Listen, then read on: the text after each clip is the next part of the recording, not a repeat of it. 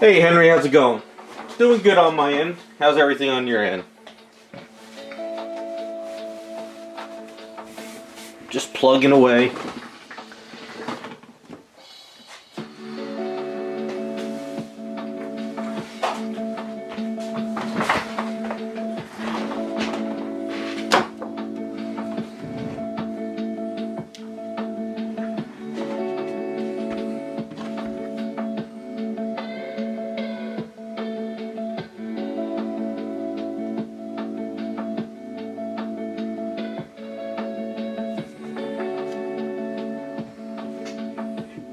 Hey, what's up, Terrell? How's it going? Alright, just trying to get organized. Let's see what we got here.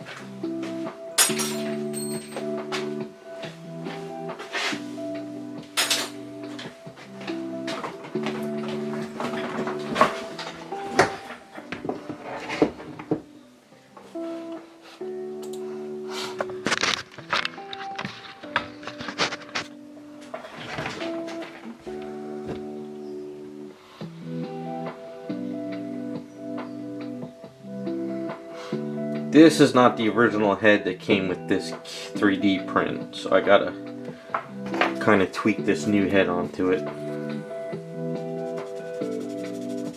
It's actually a good sculpt. It's that one rogue statue where she's walking. This little piece is broken on.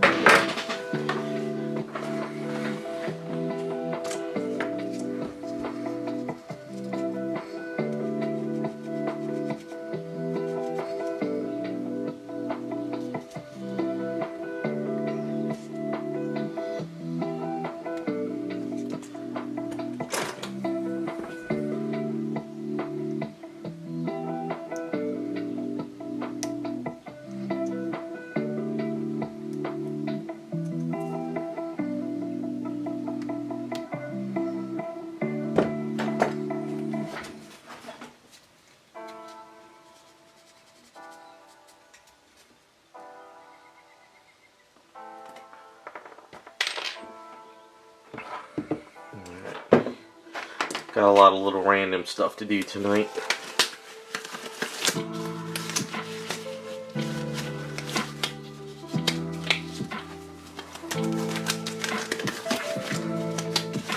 Hey, what's up, Cherry? How's it going?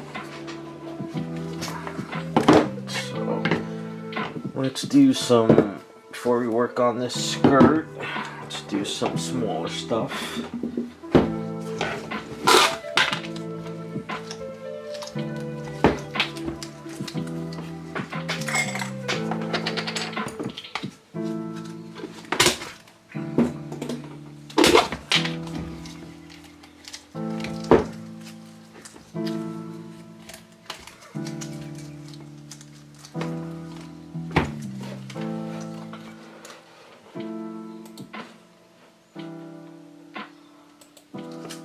Hey, Rukin.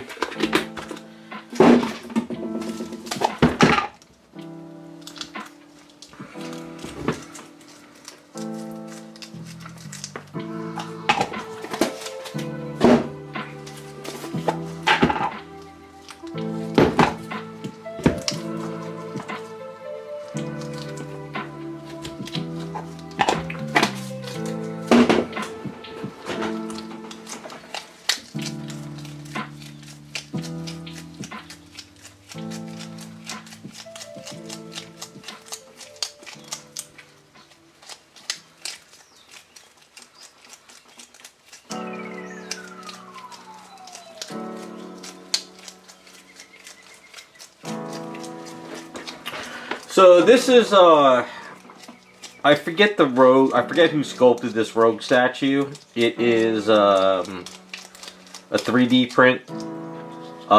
It's the one where she's walking. She's in her black outfit with the green tube top and panties on. So someone I do a work for. He likes a lot of the old school stuff. So we sort of brainstormed statues that we could turn into the old rogue outfit, and I showed him this one. He liked it, so we had to print it out, and I'm working on it. I'll show the rogue in stream in a second. Let me just fix this up. He's into bow and scale stuff. I did his that Khazar statue a while back, and I've done a couple other his old school bow and stuff. So these are just one of the other items he's been waiting for. Let me get it on stream. What do we got here?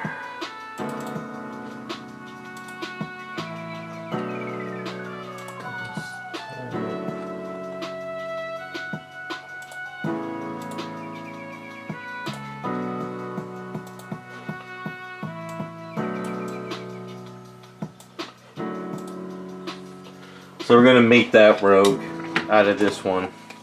This is not the head that came with her. It came with a different head, but he wanted more of a fun head. So it's a good statue. I like this sculpt. It's just one. It's just a 1/6 scale printed.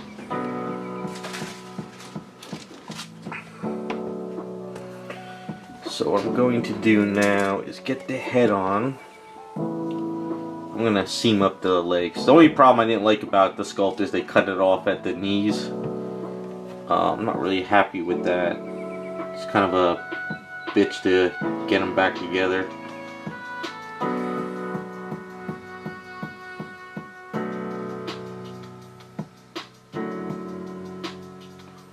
But it's definitely a good sculpt for custom stuff down the line.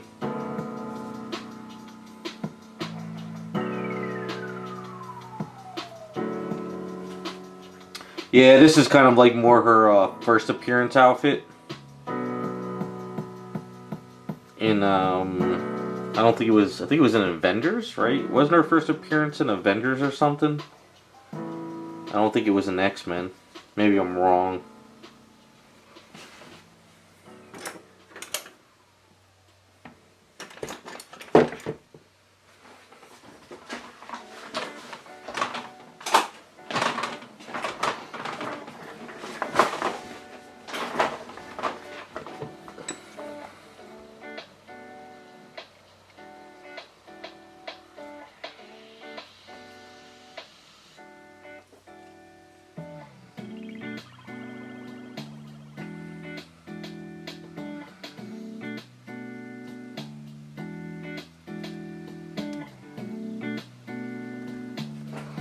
This right leg was printed hollow, so this way I put a rod all the way up to about her calf muscle. So there's a rod that goes down here. So this way we don't have to worry about any damages. Or any warping or any of that stuff. Although this resin's not bad. Just like to be on the safe side.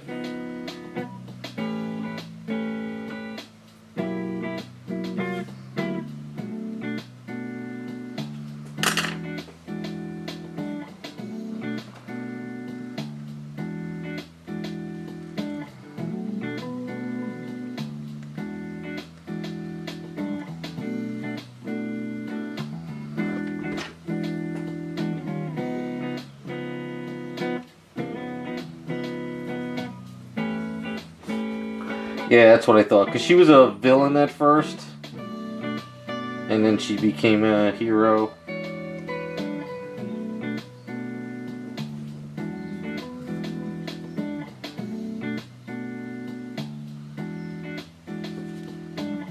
So what happened is the guy I do work for, he really wanted this outfit. And he was thinking about buying a Bowen statue and converting it. So he showed me a bunch of Bowen stuff he was thinking of picking up, and I was like, you're looking at Bowen stuff, but we could do a 3D print of something cool and it'd be cheaper and it'll be less custom work because there won't be as much detail to chop off. So he was interested, so we brainstormed and we found this sculpt and it worked out pretty well. So as I told him going forward, you know, we don't have to get Bowen stuff anymore. We can actually just, you know, start looking at 3D sculpts.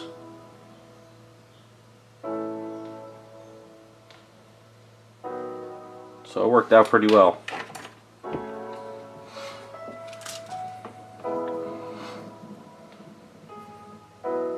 It's always easier to build off of a naked model than it is to chop something up.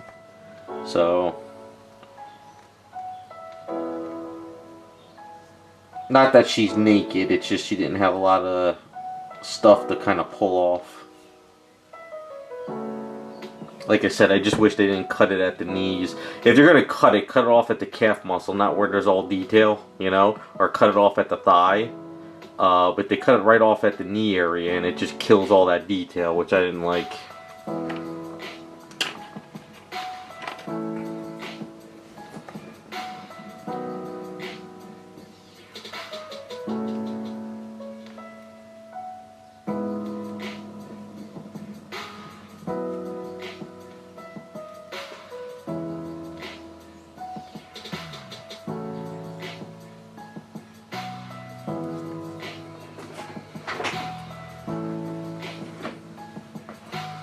Well, that's more 90s outfit. You're talking about the Jim Lee stuff? Because in the X-Men cartoons, it was all Jim Lee outfits, right? That's not really classic, that's 90s.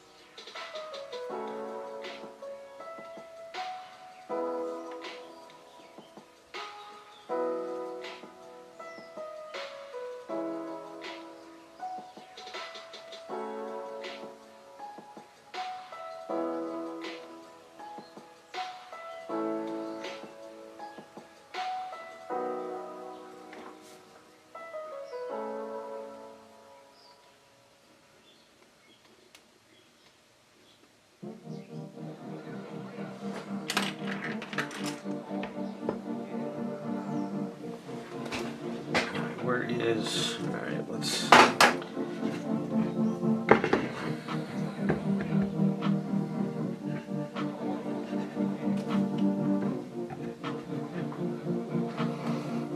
Hey, what's up, Devastator? Okay, so we're gonna... Bunch of Eves in here.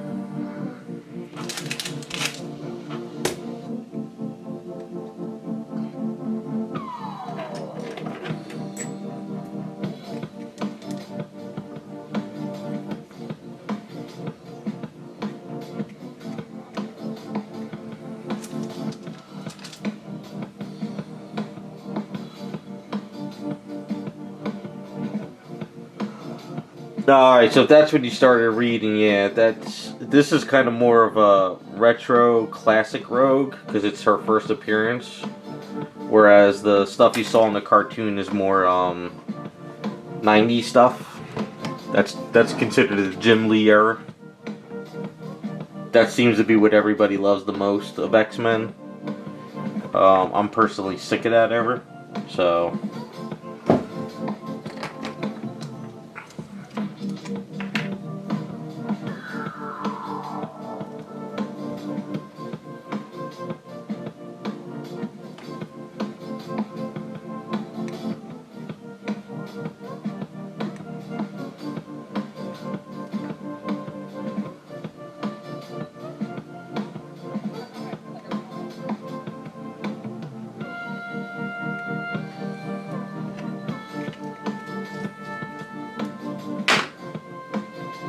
I mean, I grew up with the, you know, 90s X-Men and stuff, but it's kind of, it's like that's all you see being made now everywhere.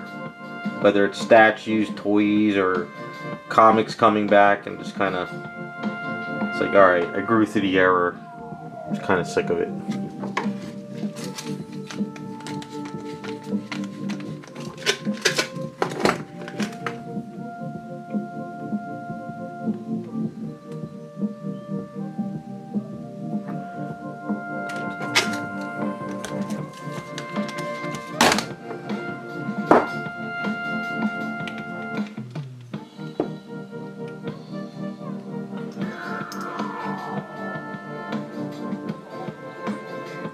Yeah, the 3D printing and 3D files are great because you can even like kind of re-sculpt them too if you know the file, like how to sculpt. So if you wanted to go in there and kind of like tweak something before you print, you could do that. You can merge it with other pieces. It's changing everything. At least for me, it is. So.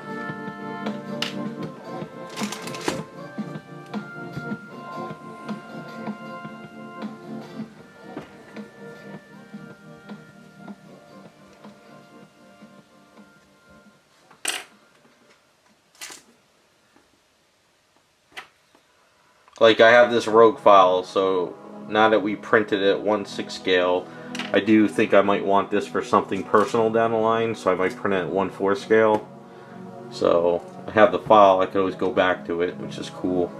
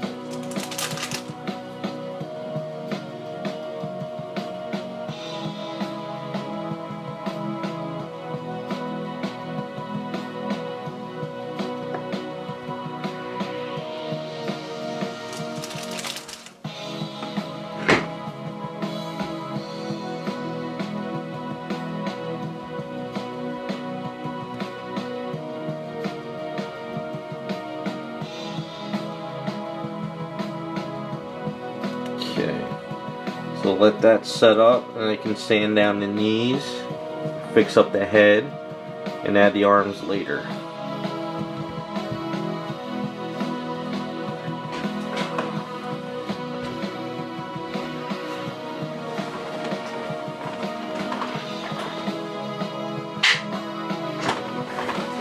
Okay. Do a little tweaking on this. So, the person I did that Star Sapphire for a while back, we had the Secture bust. That was the first test print. He's having me do the ponytail for the Jean Grey head. So we figured we use this bust that I had collecting dust and turn it back into Jean Grey. So that's kind of what I'm doing now with this one. Instead of re-sculpting from scratch and everything, we had this laying around. So kind of just the only thing is when I casted this up, it was the very first casting, so a lot of the bubbles happened on this, but kind of figure we'll just kind of salvage it. Hey, what's up, raccoon?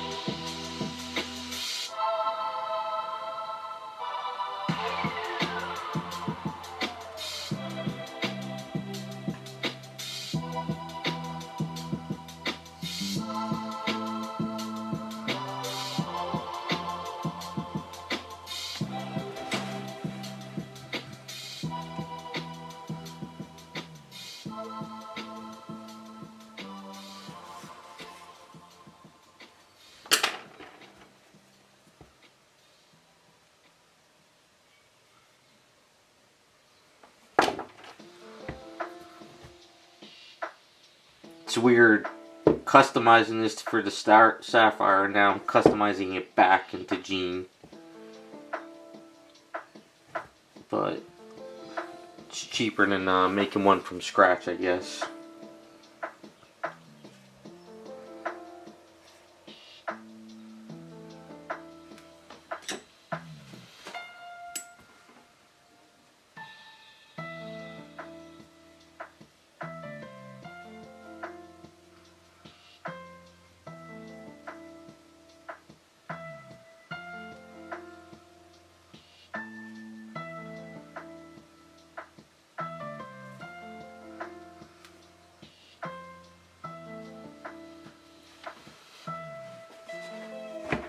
Yeah, I have it over here. So this is kind of where I'm at with it.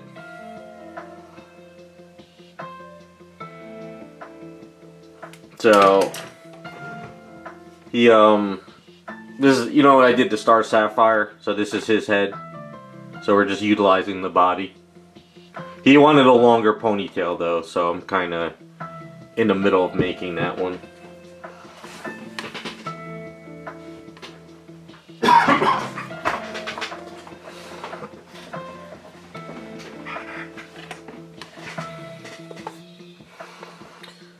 Yeah, the ponytail works. It's just tedious not to screw up the factory face paint. That's the only problem.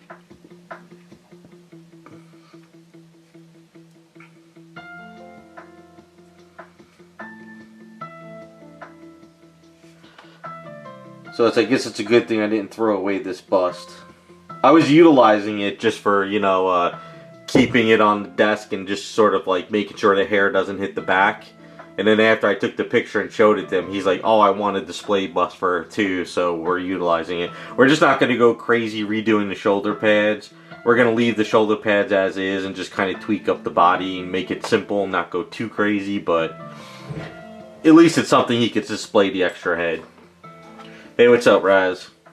And not have to sculpt from scratch or do any of that stuff. So it's gonna work out. It's just I figure whenever I have a chance, I could kind of just tweak it here and there, like I'm doing now, while I'm doing other things. Just all the air bubbles from the casting is just kind of a mess. But get there.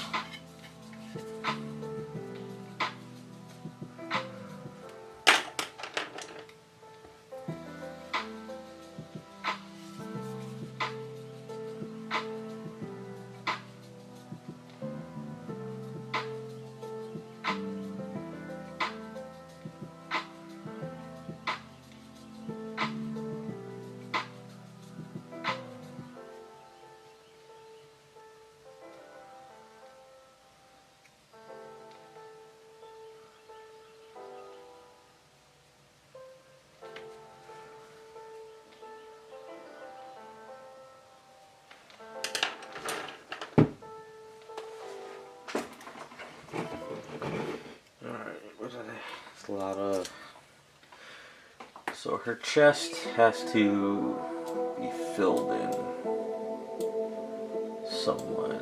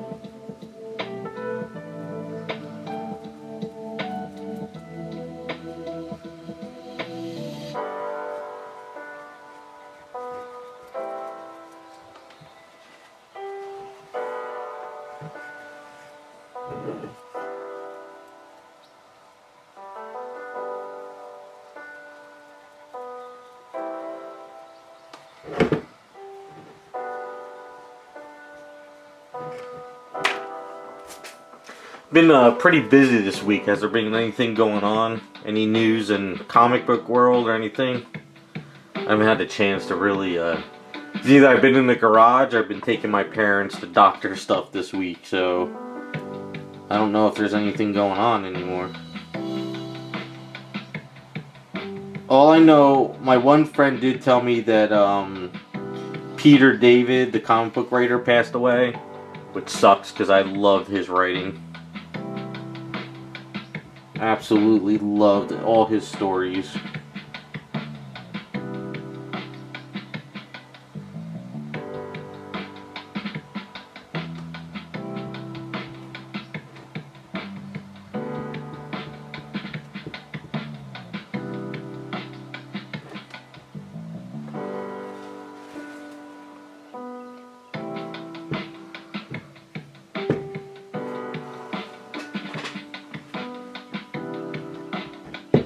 Yeah, it's kind of one of those weeks, just kind of, I know there's stuff going on, but I just haven't had a chance to catch up on anything.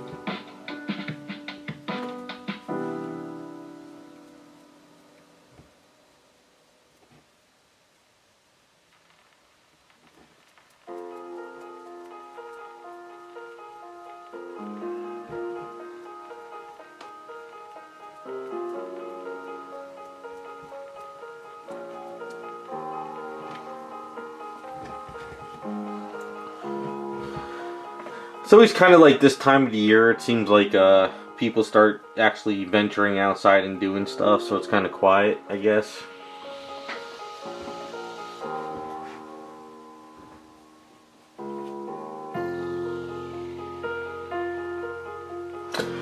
Yeah, whenever Peter David wrote something, I read it. Like, his run on Incredible Hulk, I read because he was writing it, and I don't really care for Hulk. But I read that run, and then the minute he stopped, I gave up on the storyline.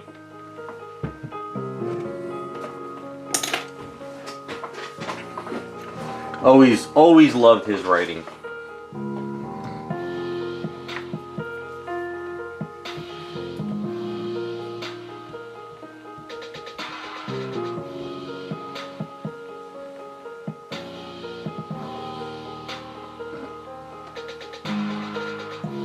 He also did Captain Marvel, which was a great series too. I loved him on that. But his Young Justice was my favorite. Young Justice was just great. It was such a fun storyline.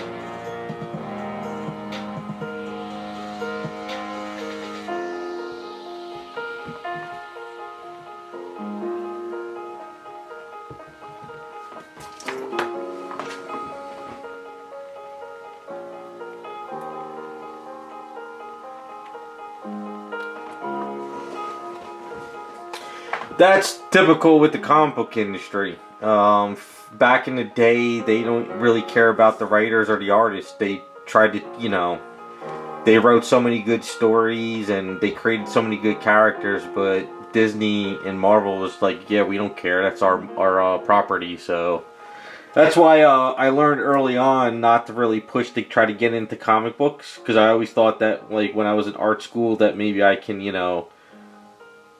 graduate and get into the comic book world and draw comics and stuff. That's kind of was like my dream. But then when I started realizing how hard it is to break in and then how they treated their workers, I was like, nah. I was like, it's not worth it.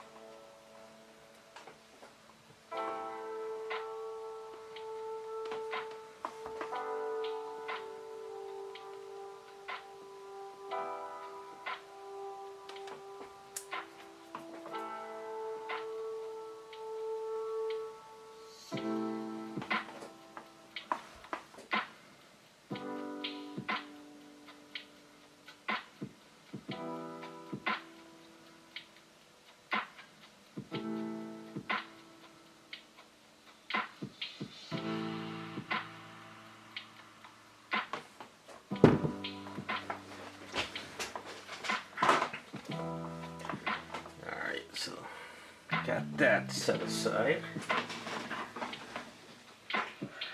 Next is this skirt.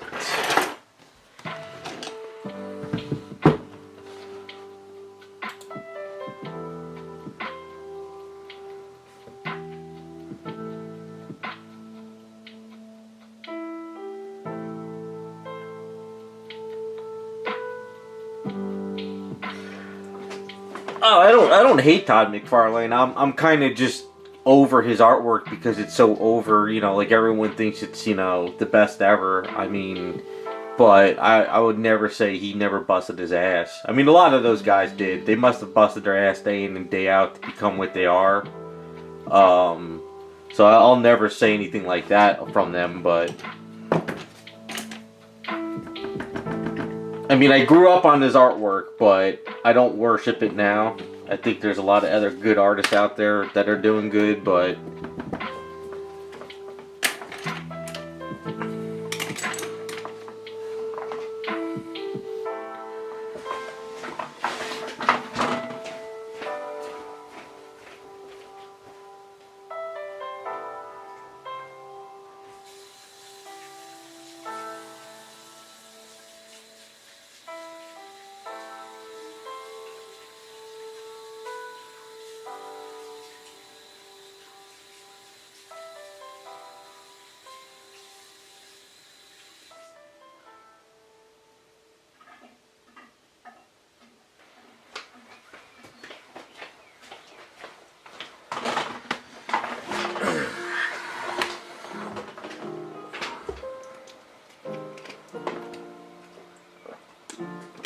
I didn't see the documentary. What I'm waiting for is the Kingdom Come documentary that they did the Kickstarter with Alex Ross.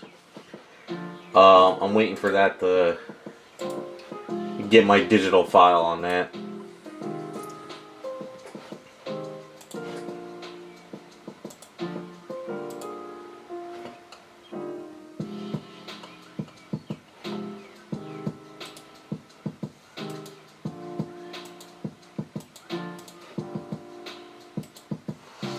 What's up, Scott? Alright, so this is that Gwen Stacy I'm working on.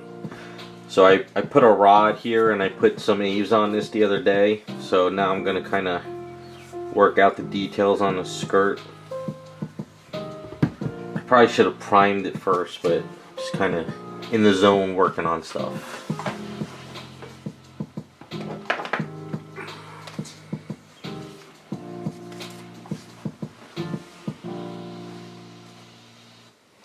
Well, yeah, I remember the whole thing when they all left Marvel.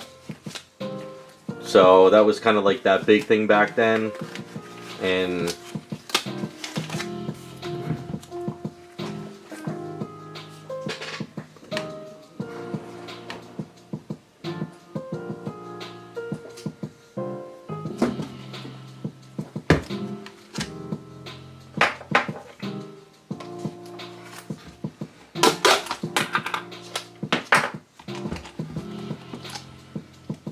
yeah, I remember when they all kind of left Marvel. It was a big hoopla, and it was like Image was the new big thing, and you know, it was. Oh, I remember going to the comic book shows and Image books everywhere. Were just like piles and piles of Image books. It was crazy back then.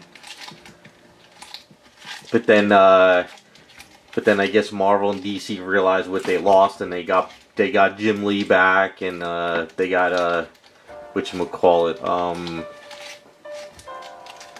a couple of the other guys to come back, I guess.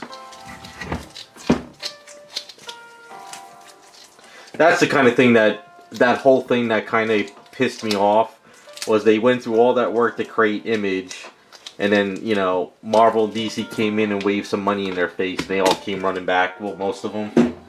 So I thought what they were doing was really good, but whatever, you know. Comics are just not what they used to be. It's all kind of over.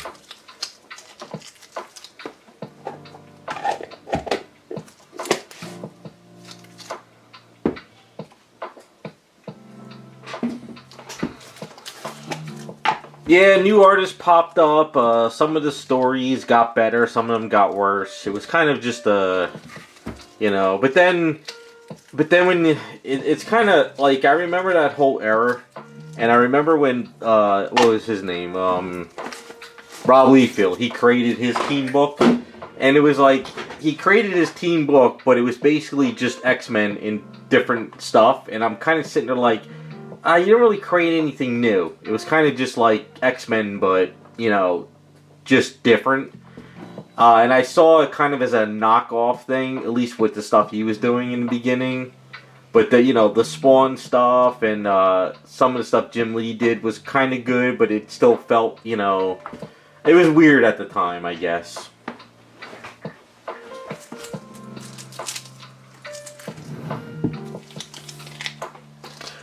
Yeah, it was a different era. Every Wednesday after work, I would go and pick up my books. Well, when I was in art school, I would every other week when I got paid from my night job, I would go to the comic book store. But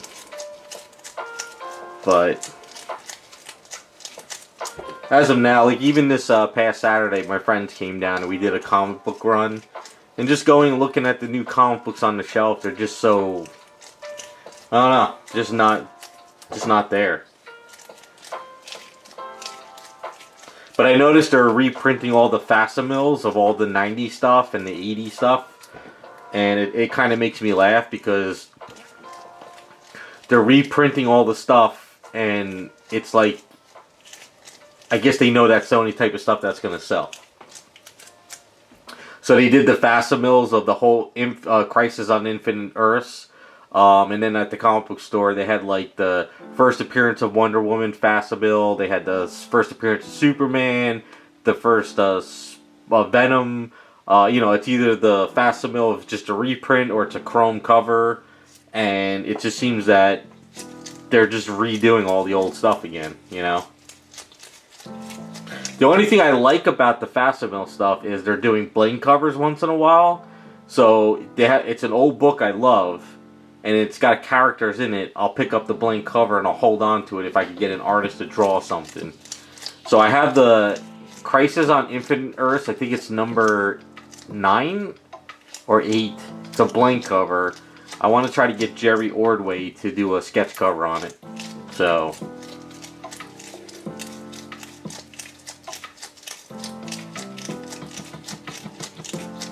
yeah, I wasn't too much into the Image stuff. I did read a couple different stories, but like I gave up on Spawn 18 because I just wasn't into the character. I think it was like after issue 18 I stopped buying Spawn. I tried Wildcats, I wasn't into it.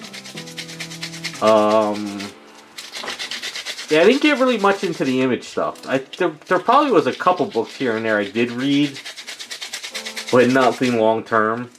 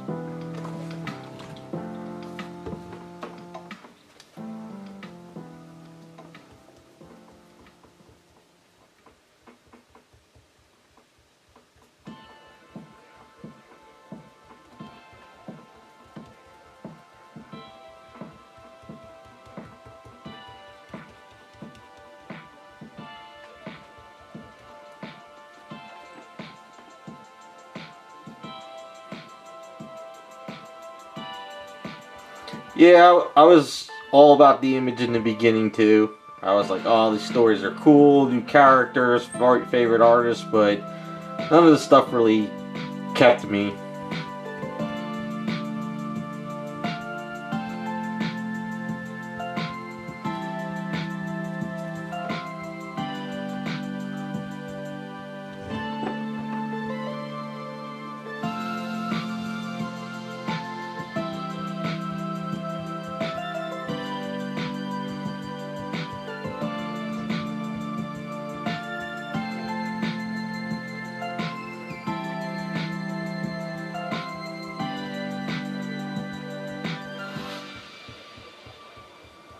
think it was about, yeah, I think it was after the lockdowns.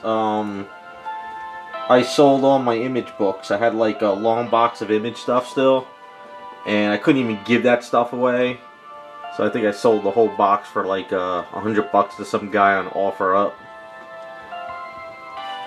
Just nobody wanted any of that stuff anymore.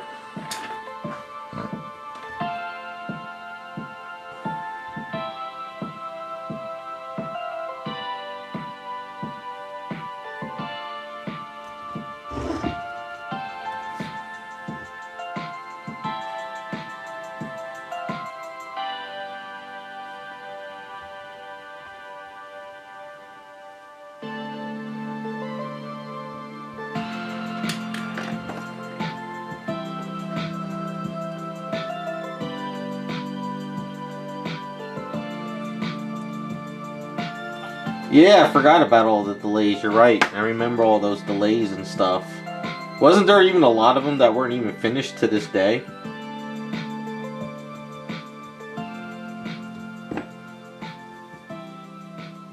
And didn't Marvel buy Angela from McFarlane or Spawn or something? Don't they own Angela now? Or something? I think they do.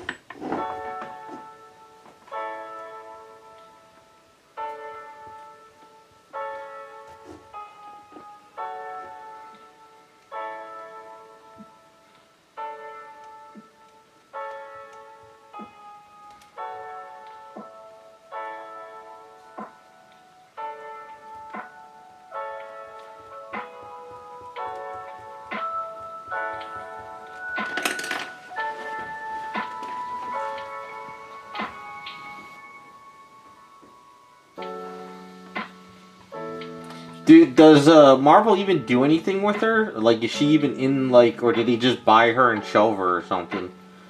I haven't seen anything or anything like that. Hey, what's up, Butterfly?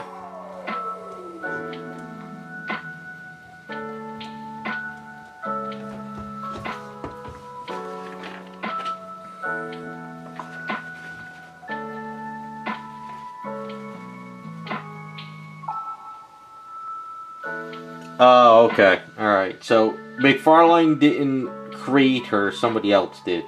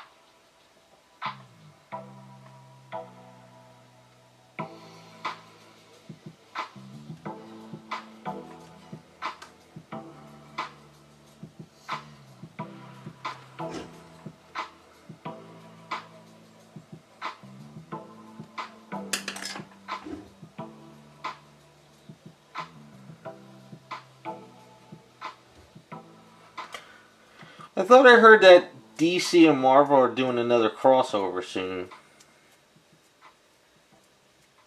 I thought I saw something on Instagram about that. Maybe I'm wrong, but I thought they're gonna try something again. Probably realize they need to create some kind of buzz.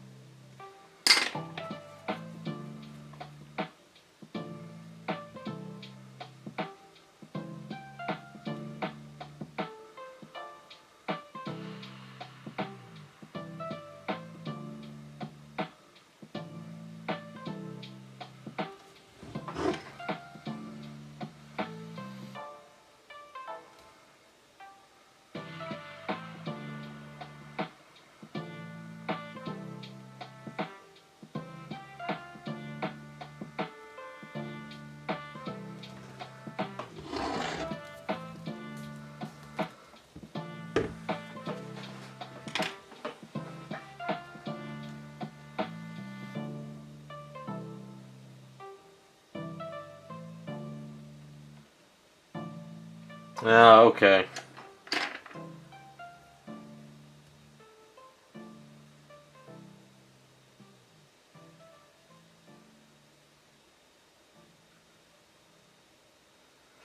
Well, didn't Jim Lee sell Wildcats to DC or something? Or isn't one of those teams in DC now? Because they were in the animated movie for Flashpoint, right?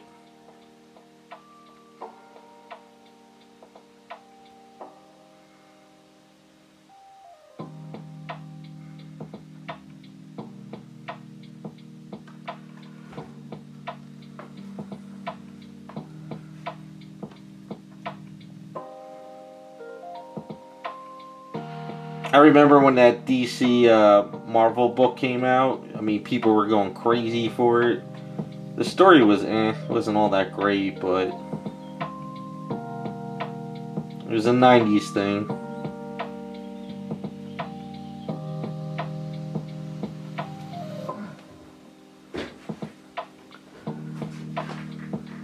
Wildstorm says, okay, alright, I got it. Yeah, it's kind of, that whole Image stuff kind of, I know that when they created it, it was pretty much everybody's own creation, so they could come and go with it as they pleased, which was fair, you know. I mean, it's a fair thing to do.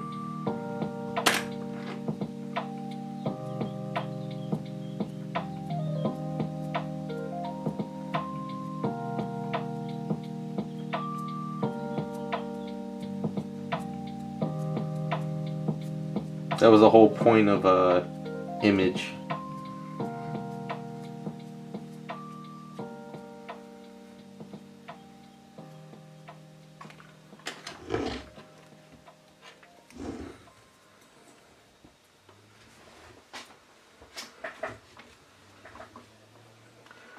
Oh, Dawn? Yeah, I have a personal grudge against Dawn, and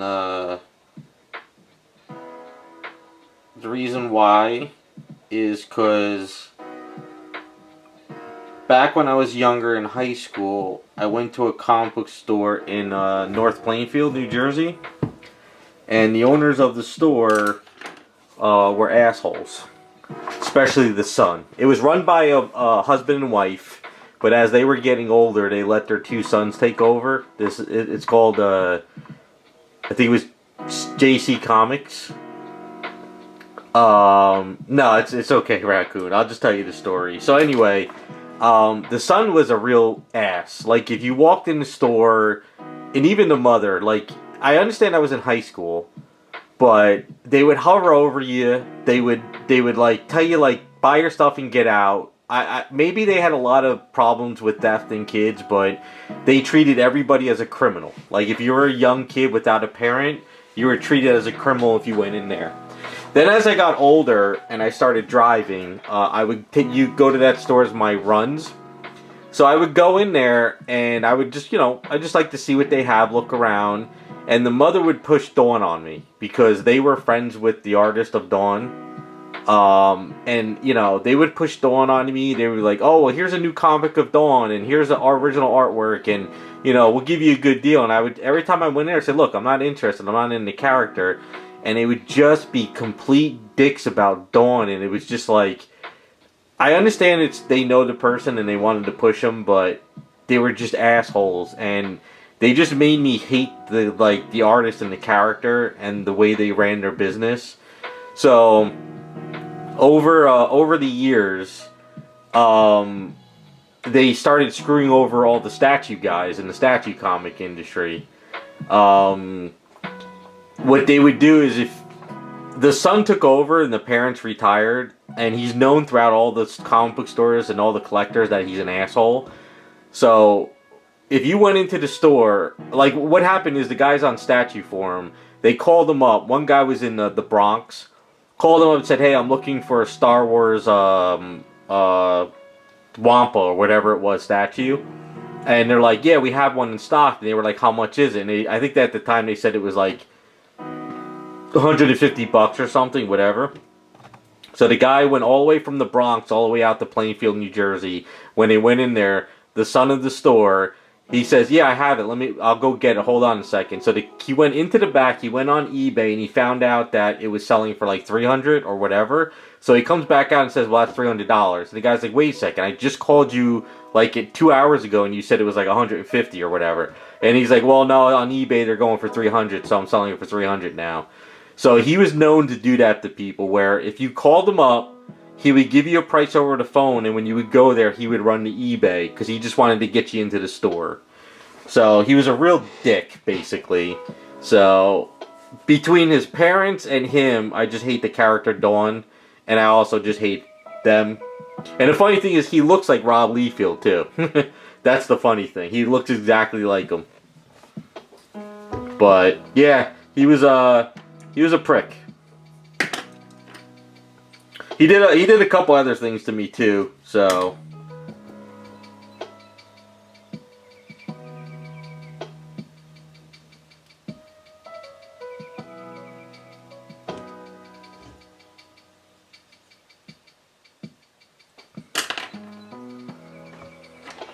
Oh yeah, I think they're still in business. So one of the other stories, what he did to me was a long time ago when the graded books were like starting to come out and they were a thing. I was kind of getting into the graded comic books, and a friend wanted me to get a graded comic book. I think for his father. I forget what. It's been a while. Yeah, I just don't want to work on Dawn because it just brings all those bad memories back. So I went into the store, and I think at the time I had like $1,500 on cash on me, and I was like, yeah, I'm looking for some Spider-Man graded books. He's like, yeah, we have them. I'm like, yeah, I was like, I'll just want to take a look at them. I'm looking for a specific book or a couple specific ones. I just want to see which ones you got. He's like, yeah, we have them, but I'm not pulling them out. I'm like, what do you mean? He goes, I'm not pulling them out unless you're buying something. I'm like, well, that's why I'm here. I'm here to look to see if you have some graded Spider-Man books. He's like, yeah, I'm not wasting my time with you, and you're not going to buy anything. And I'm sitting there like, what are you talking about? I'm like, I'm a customer. I'm here to see if you have some graded books. And I was like, what's the problem?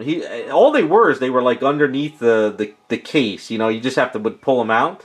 So I basically just said, F you. I pulled out my wad of cash. I said, I had money to spend, but you could go F yourself. And I walked out the door. So he's just such a prick, dude. The guy is such a prick. One time he actually, before that though, I went in one time. This is when they moved stores onto the Route 22 highway. I went in there, and there was a young kid with his father. So the kid was just picking up some books. Now the kid was not bending any books. The father was with him and said, just be careful of the books. Look at which ones. We'll find one you want. He comes out of the back room. He starts yelling at the kid. Don't you be bending our damn books. Watch your damn kid. He's bending our books. And the father was looking at the kid, like the guy, like, what the hell is your fucking problem? He's like, my son's just looking at some books. He's not bending anything. I'm with him. And then the father just said, F you, took his son and walked out the door. I'm telling you, the guy from JC Comics is a complete ass. Oh, and here's another problem with their store. The older brother, what he would do is he would try to hunt down like elderly people who have comic book collections, and if they were going to retirement or if they were trying to sell their collections, he would hunt them down and supposedly lowball them when they had like say they had a collection that's worth like probably at the time $10,000, which was crazy amounts of money. He would lowball them and say, "Oh, it's only worth 600." So they're very, very shady people. I don't know if they're still in business. I think they are, but yeah, very, very shady and just complete assholes. Just like they have like no sense of saying, "Okay, this guy's coming into my store. Let me try and like work with them because maybe that could be a returning customer or maybe this person has money." But see, like you never know. If somebody comes into your store, you don't know if they're going to be have money or not. But he just assumed nobody had money, and he didn't want to deal with anybody. Like just waste his time. So.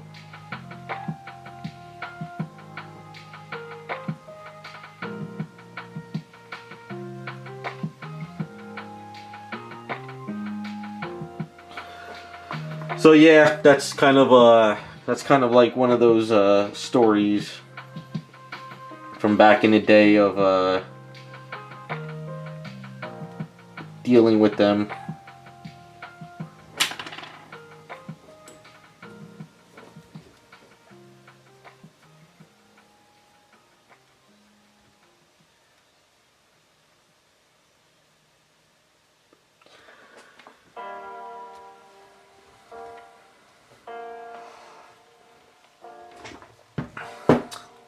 Yeah.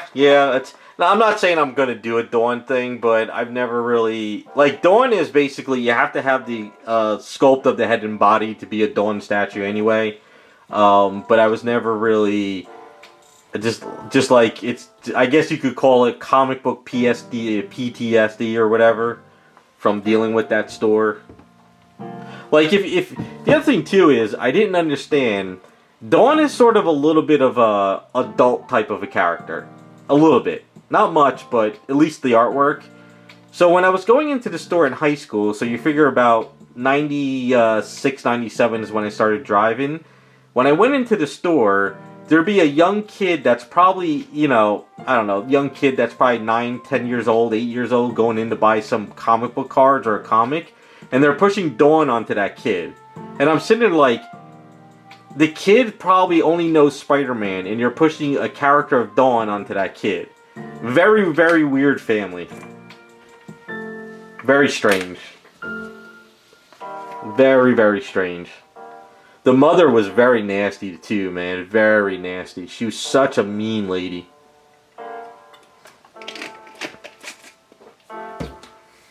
Like, if they had a comic book on the back wall at that time and you asked her how much it was... She'd be like, there's a price guide over there on the counter, go look it up. It's like, what the hell is your problem, lady? I don't know. But it's a good thing I didn't go to that store a lot. It was just once in a blue moon. But then when I started driving more and more, I decided never to go back to that store ever again.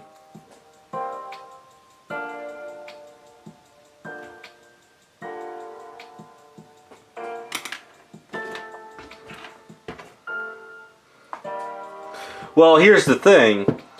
I don't know if you ever heard of that company, Zapp's Comics. They're up in Wayne, New Jersey. They're fairly big. I think they own 2 stores. I don't know, maybe it's just one now. So they used to partner with JC Comic Books at the New York Comic Cons and like Wizard Worlds. So I put out the word to a lot of people. And I remember I was at New York Comic Con. I think it was like around 2015 I went to, or 2014. I was with somebody, and somebody was like, "Yo, I was at that booth, and it was Zap's comic books, and then the other side was JC Comics." And somebody's like, "Yeah, this guy's got this book." I go, "Oh no, that's that asshole from JC Comic Books. Don't buy from him." And he looked right at me and he heard me. And I didn't really care.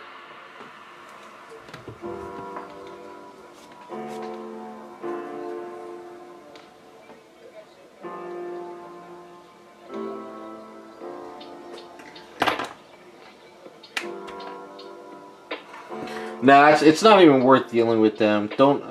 Just don't give them any foot traffic and just spread the word. They're just very, very shady people.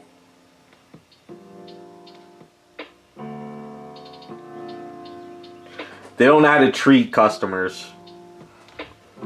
Unless you're a big time customer and you're giving them like a crazy like couple $1,000 every month or every other month, they'll love you. But if you're like a regular and you're buying like, at the time, if you had a pull box and you're buying $50 a week, they would feel that that's still not enough money for their to bother with you. So, yeah, they're shady people.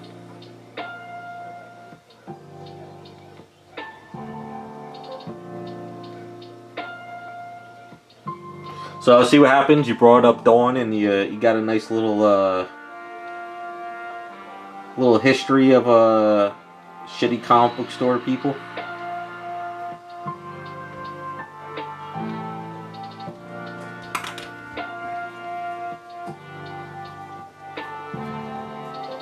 I wonder if they still go to New York Comic Con, because I don't go to New York Comic Con anymore. So I'm wondering if they still show up there. They probably do. Scam some poor kid still.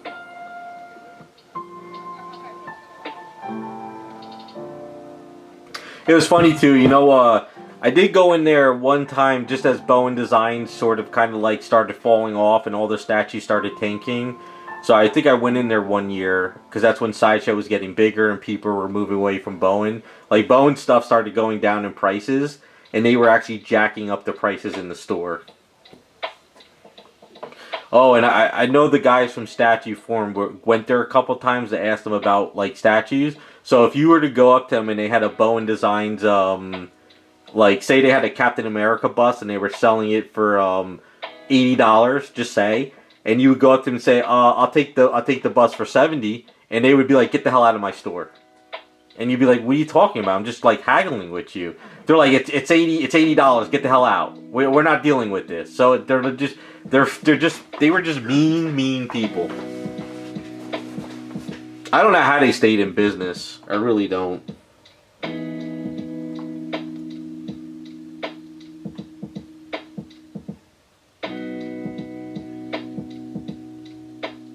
I think what it is when they moved to the highway, they moved next to what used to be a Blockbuster, but it's probably I think a laundromat now. They got a lot of foot traffic, and I think that's what kept them in business. Is they got a lot of that foot traffic coming in and out. But before that, they were like in the middle of this one town, and they were just assholes.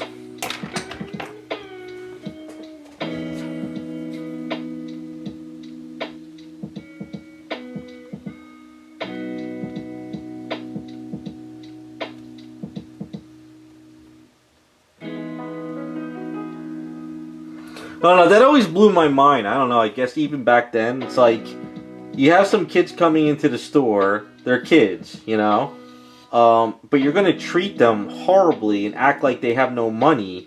You're never going to get them as they get older, you're going to push them away. Oh, if like Yelp was around back then, I would lay into them. I would have just been like, horrible store, nut jobs. I would have went crazy on them.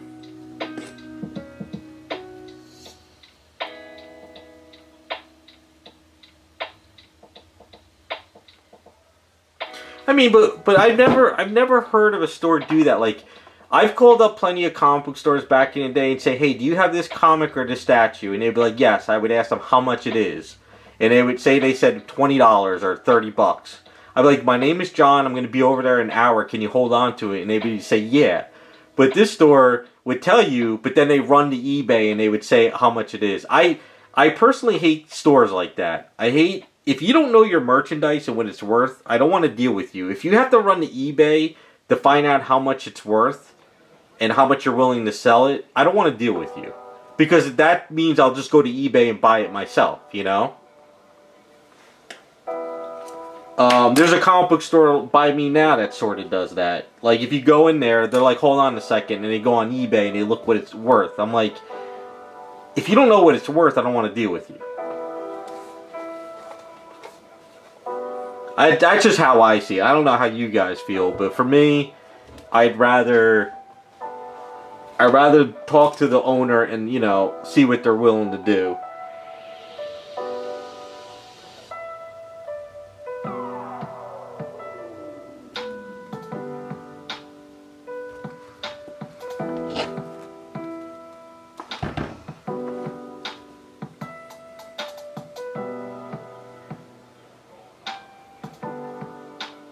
But I think the kid of the store, the young guy, I think he got to learn of who I was, and like he remembered me. So I think when I went to comic book shows, he would give me dirty looks.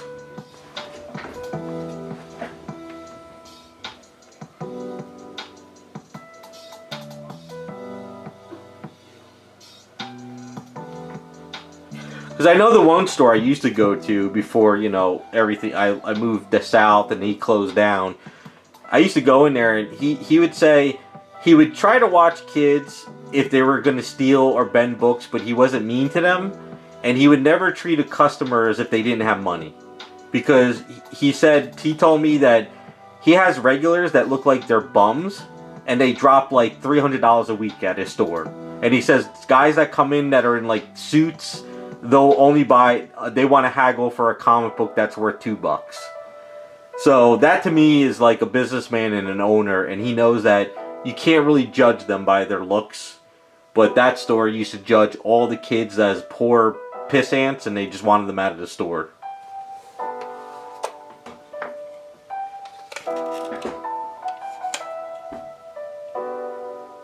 Yeah, I don't mind the price tags too, but I also like, you know, there is one store that opened up by us. My friends come down, and he's starting to buy up a lot of collections, and the store's filling up. Like, you could walk in there, everything's priced out, and you could say, hey, you know, you have it for 80, would you take 70? And he'd be like, all right, I'll take 70. You know, like, he probably raised it a little bit higher to sell it so he could haggle, but at least he'll work with you, you know?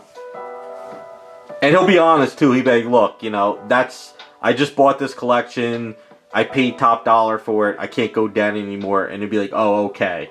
But if you go in there and he has the item there for like 6 months, then you know he's probably willing to haggle. So I don't know. I think some stores are just I guess I'm too used to the old school guys where they knew what they had and they would know exactly what the price was.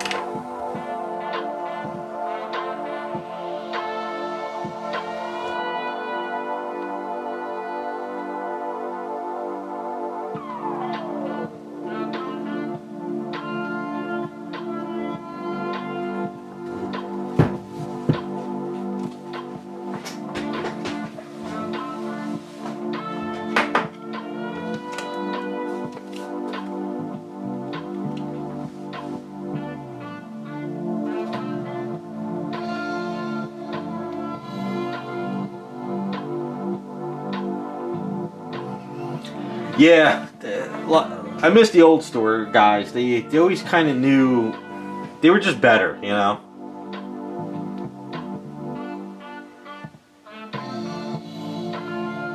Yeah, that's, that Devastator, that's kind of how it is, you know? Hey, what's up, Joe? Yeah, you can see where I'm doing with the skirt. Better than what it was before.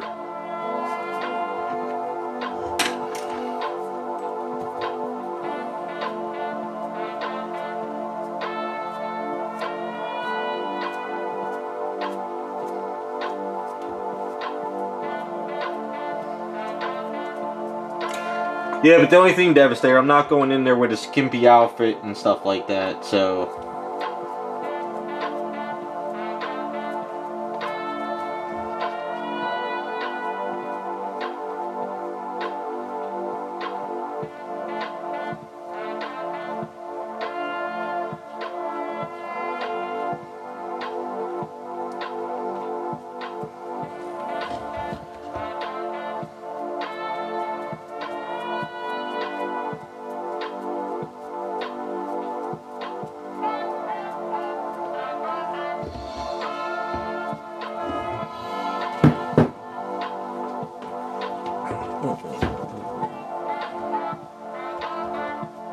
I mean, I got a lot of comic book stories from back in the day, but that one's, that all stemmed from the asking me about Dawn.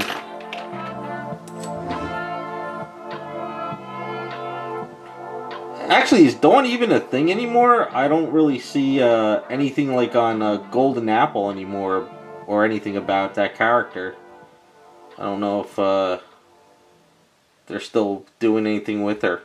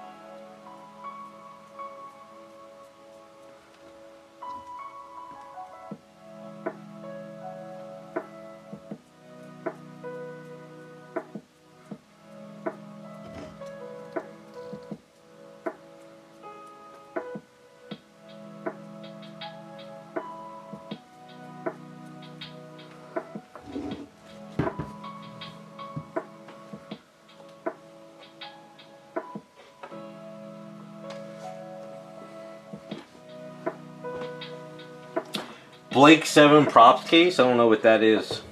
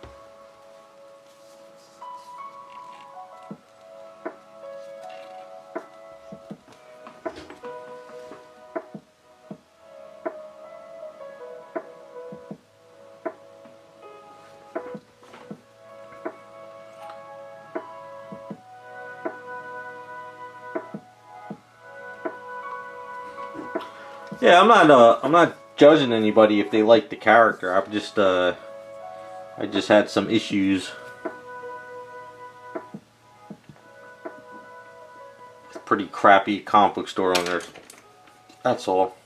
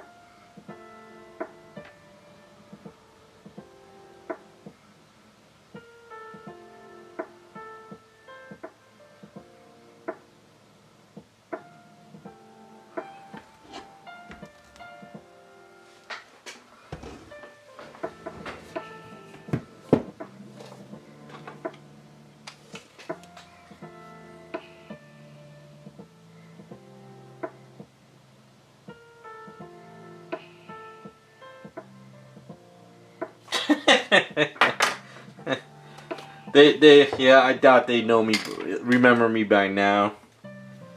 I'm sure they got a lot of other haters in their world.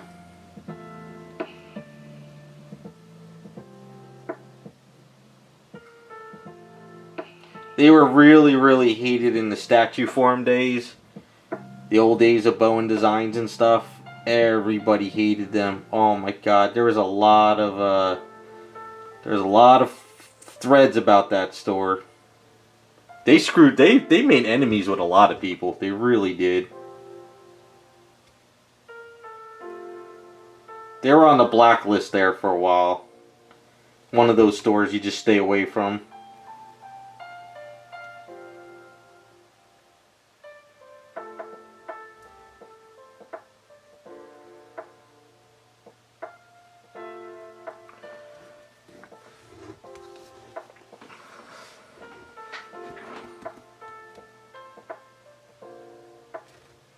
Then again, they might remember me because I was Vince Vale back then, and I was writing all those threads on the site, and I was chiming in on them, so I still got the same handle. So it is possible.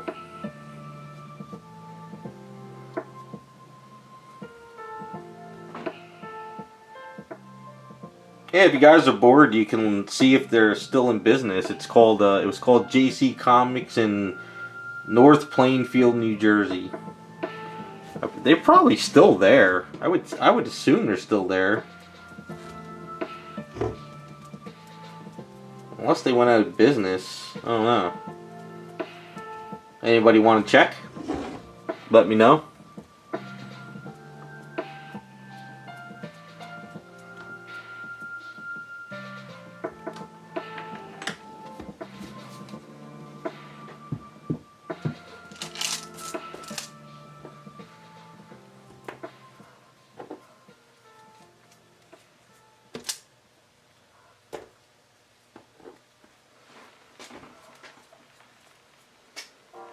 Ah, okay. I wonder if it's still the same owners. Like I said, it probably still is.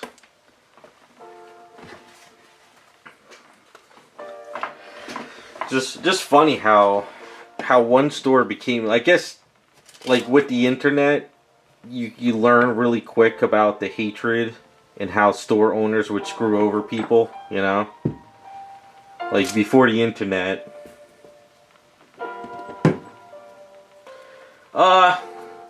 Nah, I wouldn't do a prank call.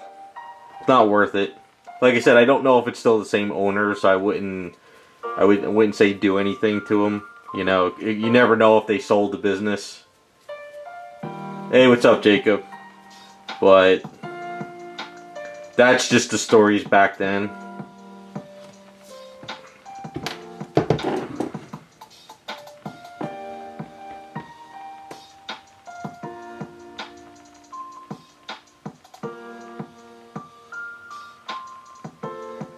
Yeah, that's a BS.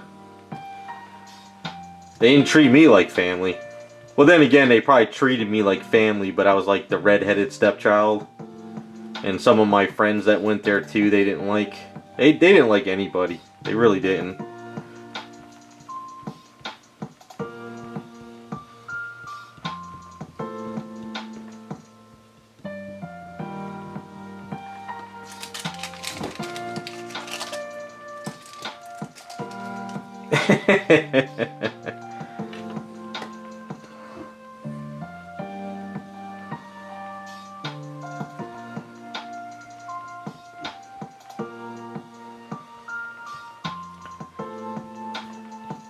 Oh, they got a 1-star review?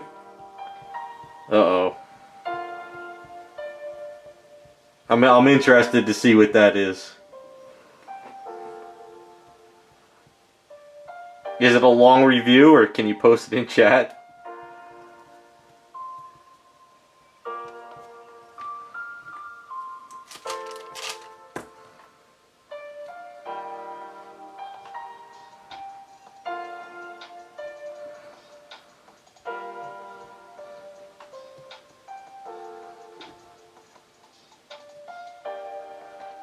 Hey, what's up, JC?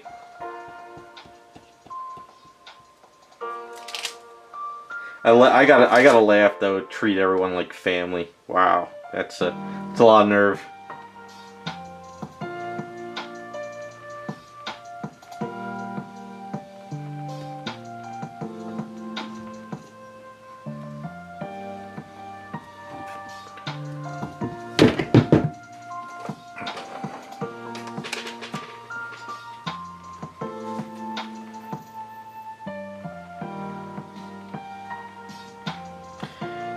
Yeah, 1-star review. That's exactly how everybody remembers him. Yep, he's got to be the same young guy there still. Like you said, there were two brothers. The older one was the guy that would hunt down collections. The younger one was in the store. So it's got to be the younger one that's still there.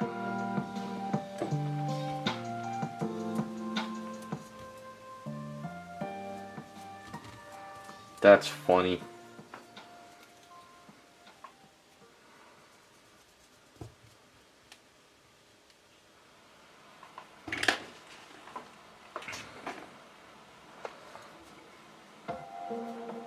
And then don't forget, you know, those sites that have reviews, they can pay to take those down, so...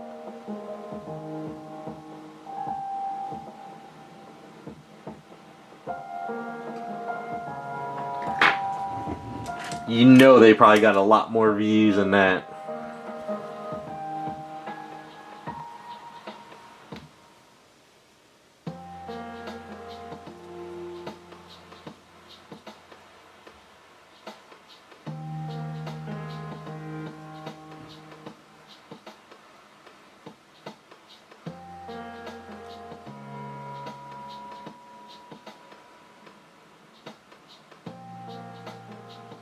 I wish the old threads were still on statue form. I would link those to you guys. You would get a kick out of the stories. Oh my god. The amount of shit that they were doing to people back then. It was crazy.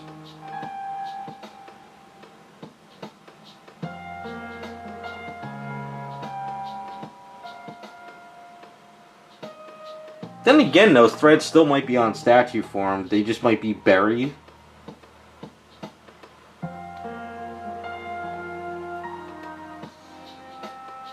But it is possible they're still there.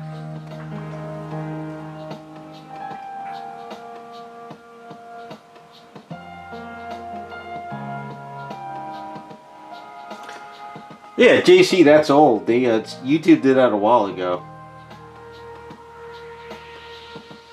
You have to... Gotta put the mod in so you can see exactly what's really going on. They did that because of Disney and all that stuff.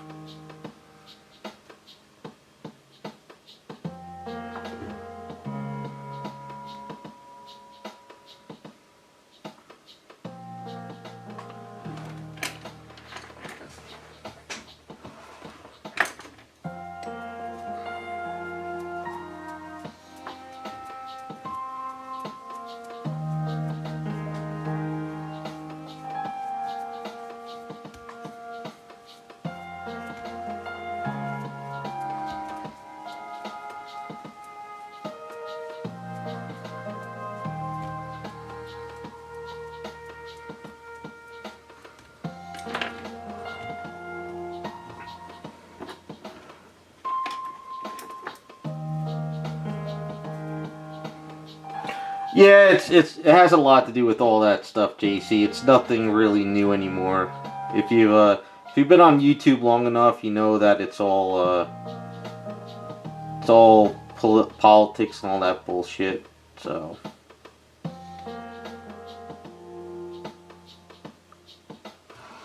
But we're mostly talking about shitty comic book stores pretty much right now, so that's kind of the topic of the day.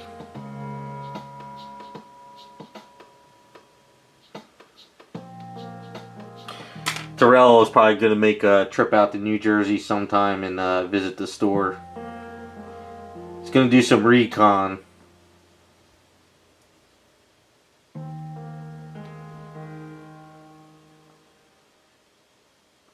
Terrell's gonna come back next week and say he visited the store and he was arrested. Terrell just walked in and they already have his, like, they have a picture of him, they have his eBay handle, and they were probably like, don't let this guy in.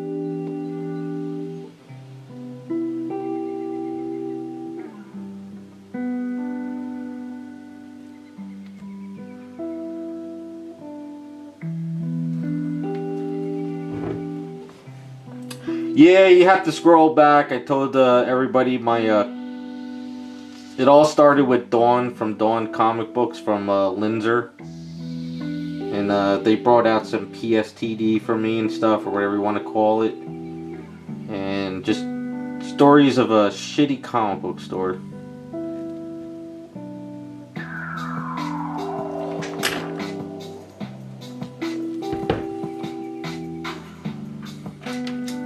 Just, I don't want to repeat it all, but they're just, shady and shitty, business owners.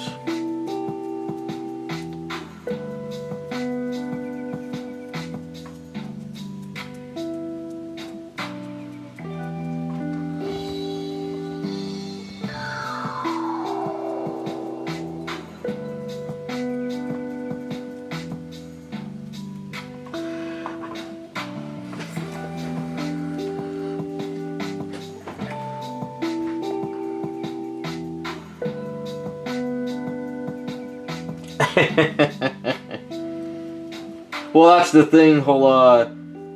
If he's also the type of store owner that if it is lowballed, if it is selling low, he'll go back like 5 months. Oh, well, it was selling for $600 last month or 5 months ago, so I'll have to sell it for that. He's that type of guy.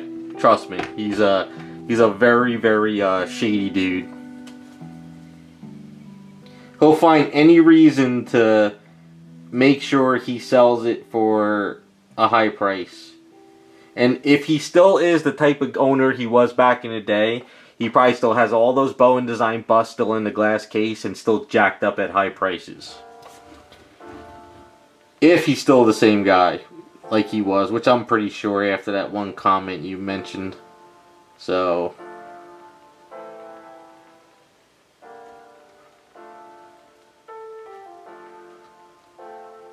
that's funny though. The dude probably has to pay like these sites to take down all those bad comments every month.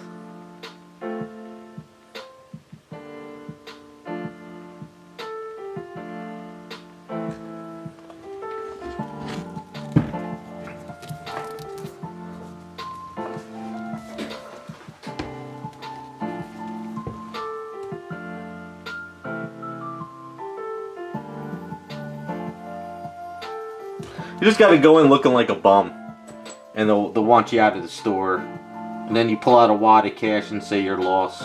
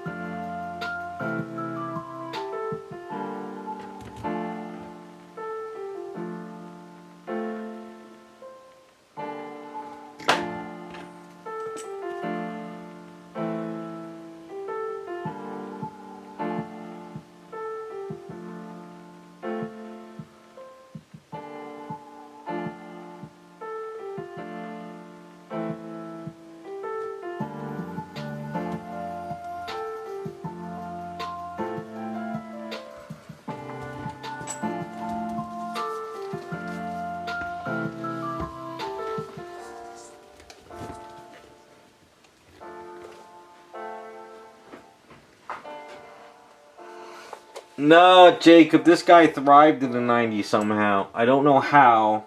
Well, I know how. Like I said, he moved to a highway. It's called Route 22. And at the time, he was right next door to a Blockbuster. And he had a lot of walk-ins. So having a lot of those walk-ins, you know, like on a Friday night going to pick up a movie, kept him in business. But like I said, now I think it's a laundromat, and he probably just does everything online now, just like everybody else. Like he's the type of store owner that if you have to buy like 20 books or 50 books to get that exclusive cover, if you have a regular that comes in and they want that exclusive, if he knows that the cover is going to sell for like $200 on eBay, he'll make that regular pay that $200 for it. Even if that regular is dropping like $200 a week or $100 a week, $150 a week, instead of saying like, you're a good customer, I'm going to give this to you for like, you know, a quarter of the price, he's going to be like, no, if you want this cover, you got to give me that $200, you know. Whereas the comic book store I used to go to, anytime there was an exclusive cover that I wanted, he'd be like, all right, he's like, I'll give this one to you for like half the price or something, you know, because I was dropping like $100 a week on a pull box. But yeah, he's the type of guy that it doesn't matter how much money you give him, it's got to be sold for top dollar. Which is why I don't know how he had regulars there.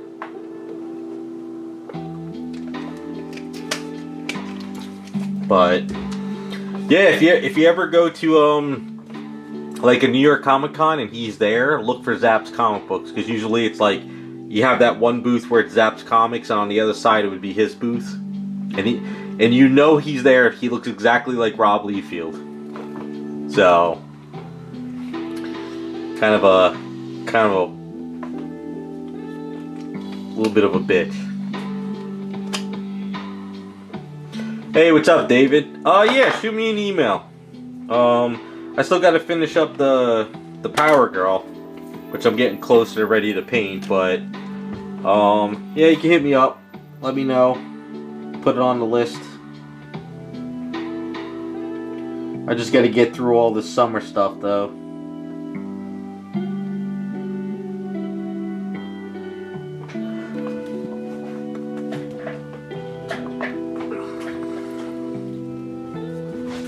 Why do I have the suspicion? I like Terrell's gonna end up coming back with a story of the store. Probably gonna give a nice call tonight, have a nice little chat with the owner.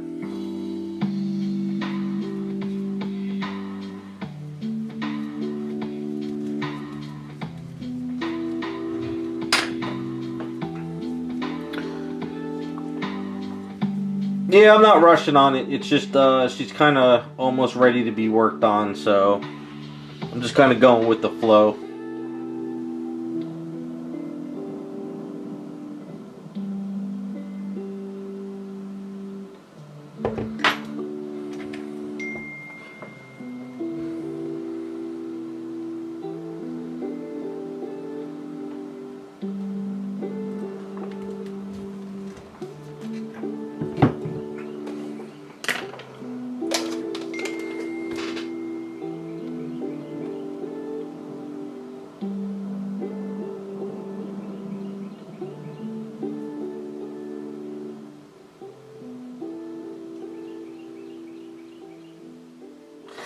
Yeah, that's what some of these comic book store owners do these days. It's all about, you know, I understand they want top dollar, but if you're gonna have it there, at least know what it is. Don't sit there and hop on eBay, you know?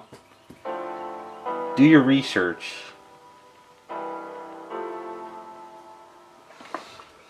Terrell, if you want to go down a rabbit hole, see if you could do a search for JC Comics statue form.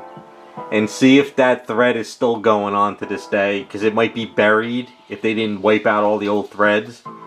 If it's still alive on statue form, it's a good read. Because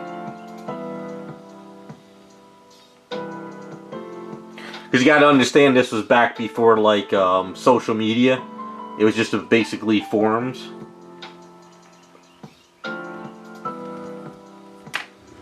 So that's all we had back then.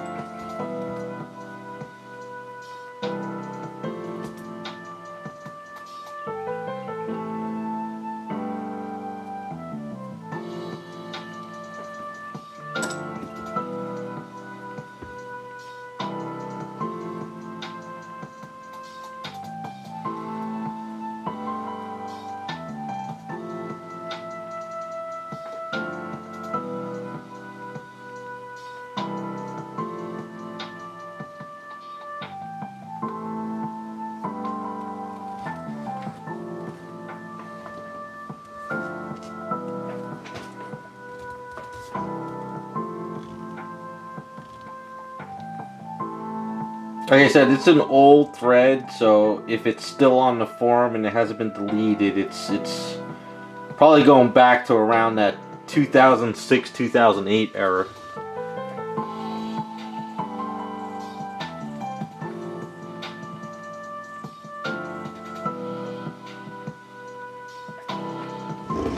But funny stuff back then.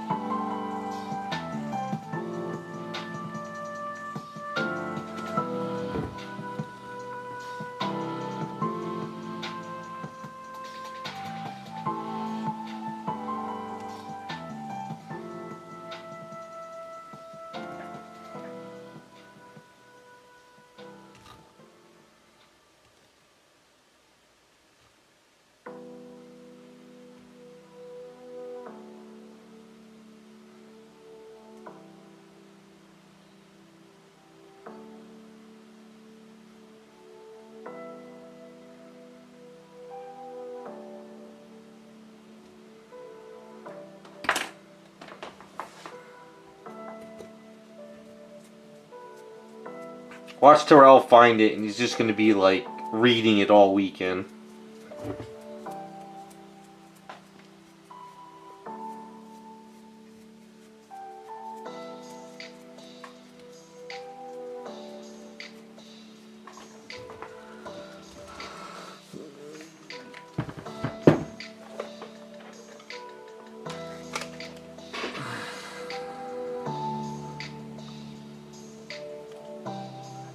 Oh, it's still there, Devastator? Okay, yeah, so it's still got to be there. Yeah, if that's the name of the thread, then that's it. Yeah. it's like I said, that whole era, oh my god, there was so much crazy drama going on. It was insane. That's funny that it's still there. You know what? I'm gonna have to copy that and find it and read it again.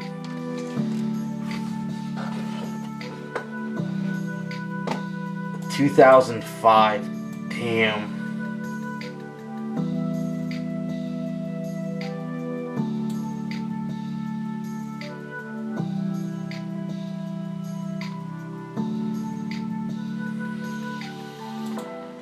That's funny. Yeah, there's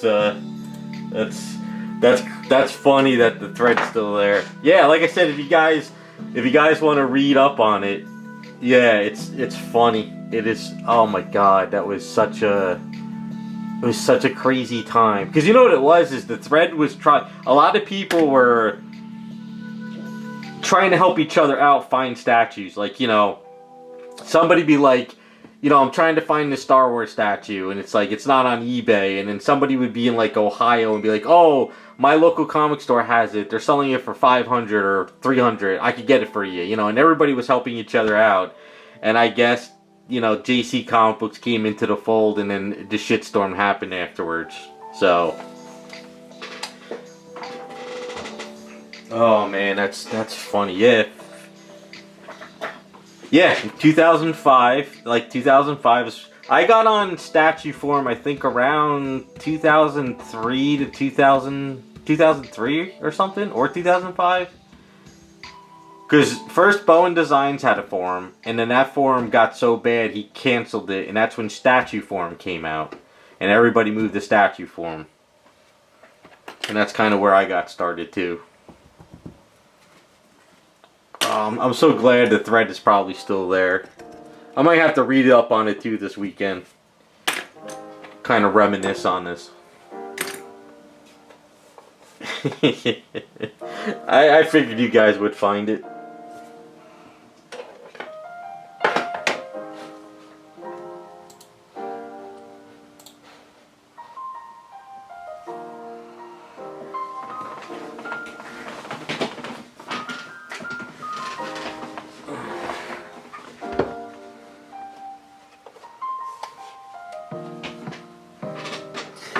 Yeah, I mean, it's not a mind-blowing thread. It's just kind of like, if you want to read some drama that happened in that era over a comic book store, you could kind of sit back and read it. I don't remember how many pages it was, but it went on there for a while. And at the time, if you had a bad reputation on statue forum like that, your business took a hit, because that's kind of where all the statue guys were at the time. So, like, if you were a really shitty store, everybody knew about you back then from there. So,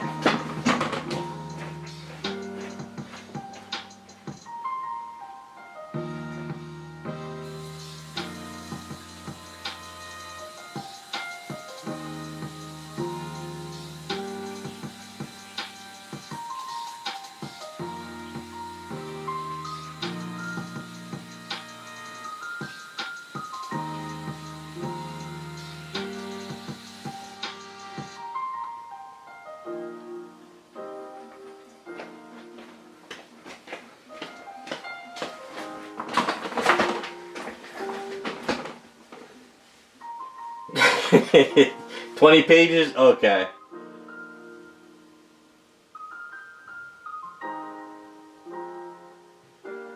Yeah, well, you figure 20 pages back then was pretty long for shitting on a store, you know?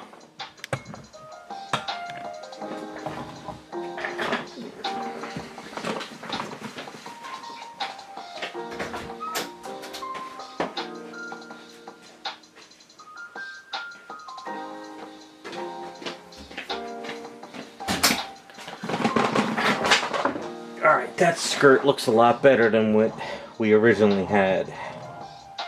Just gotta sand it down. And then this is the head we're gonna be using. I just gotta, the guy that sculpted the neck did a little, I gotta kind of rework this a bit. But then the hair's, a lot of hair is gonna cover it. So.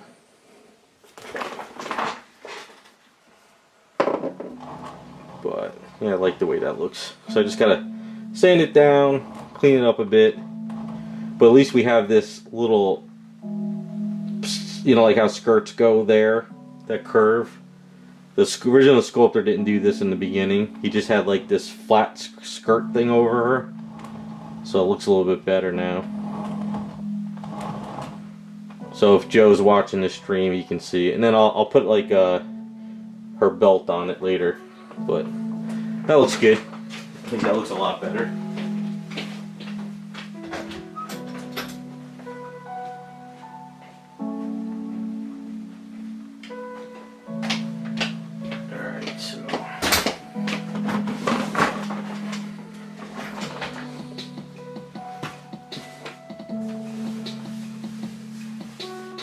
I should go on that. I should go on statue forum this weekend and bump the thread just for fun. Just bump it.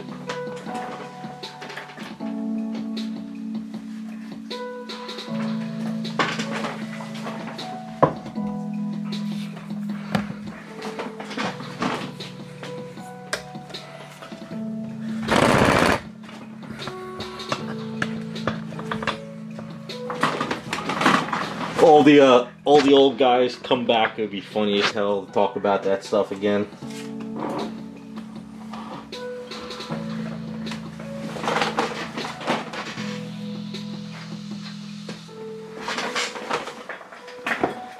Oh, the good old days.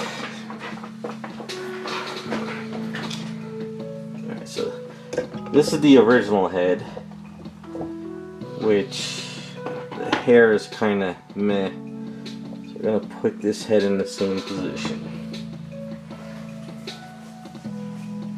So wait, were any of you guys on statue forum or have been on statue forum, or you guys come after the statue forum era? Because you get, like I said, statue forum was before social media and Facebook groups and all that stuff. So that's kind of where the whole hobby kind of really grew.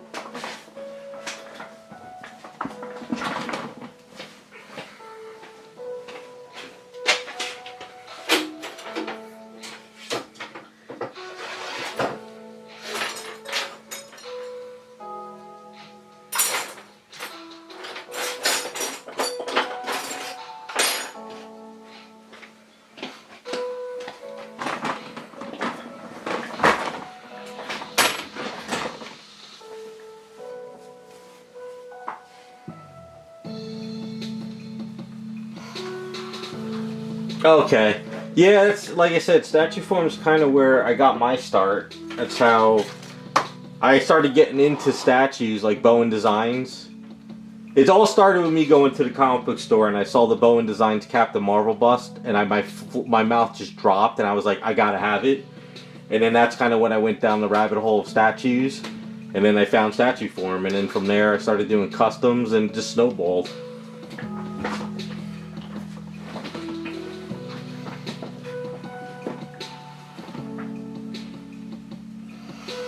Oh yeah, the She-Hulk stuff. Oh my god, that was like the statue to sculpt off of.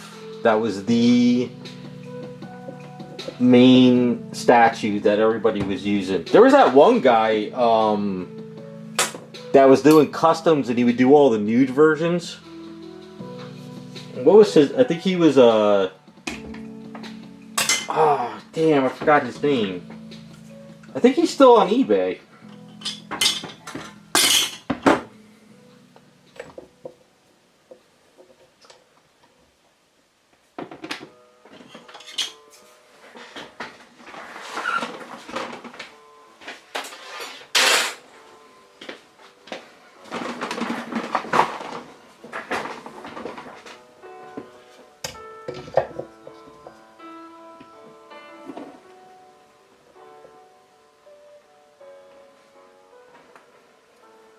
Yeah, the She-Hulk stuff was... Oh, man, I did a lot of those too. What was that guy's name? Oh, Your Killer Customs, I think that's what it was. I think he was doing all the nude She-Hulk stuff.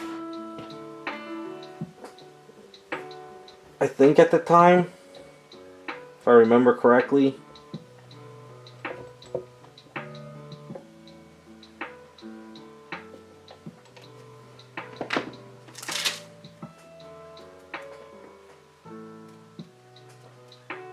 Then there was a couple other people that were scamming people. There's a lot of weird crap back then.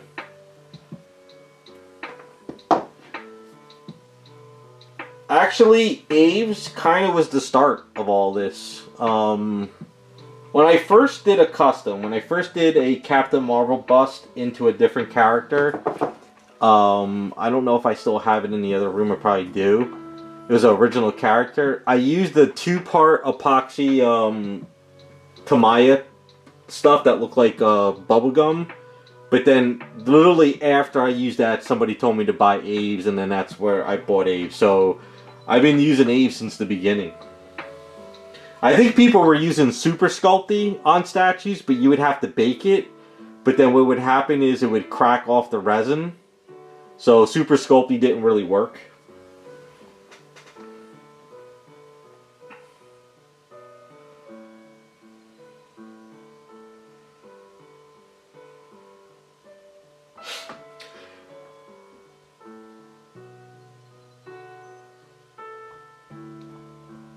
Oh, okay, Terrell. Yeah, so you've been around there for a while.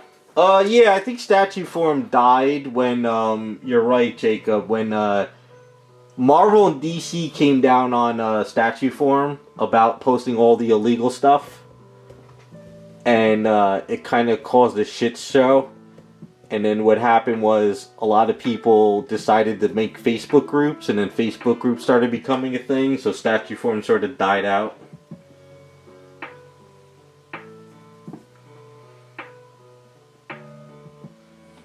Yeah, I think when they stopped all the custom stuff on the site, because Marvel and DC was like, you know, if you don't stop this stuff, we're going to have your site shut down. And it wasn't that statue form was promoting it, it was just that people were showing it. So at the time, Marvel and DC had all that power. Right now, I think statue form should just lift the rule, because look at what everything's being made. It doesn't really matter anymore. You know, I know a couple people would like to go back to forums and get off of social media, but I don't know.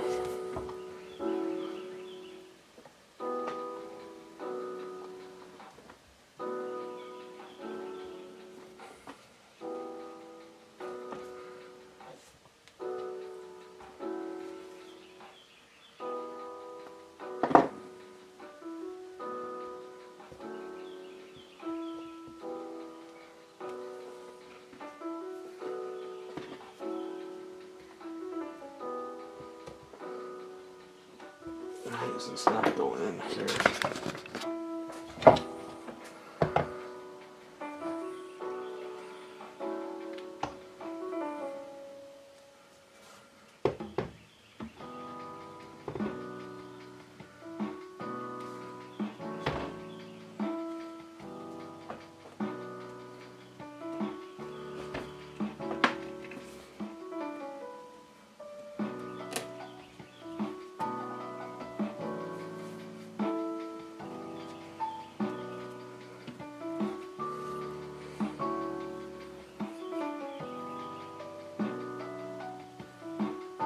No, it wasn't. Well, alright, it wasn't that customs were banned.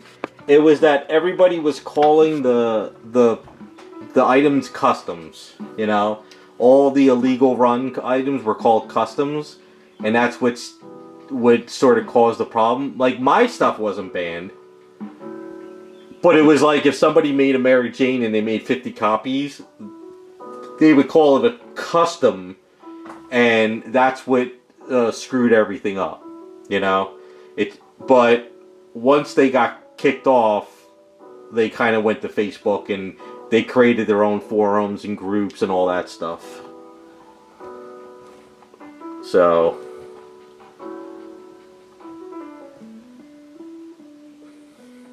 yeah, they kind of hijacked the term customs to get away with it, but that's not a true custom.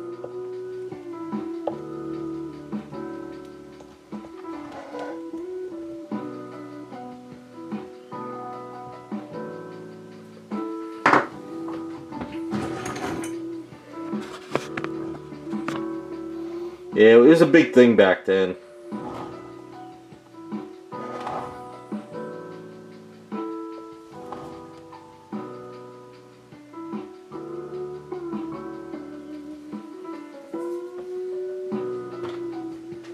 Good times though. A lot of fun times back then without dealing with social media.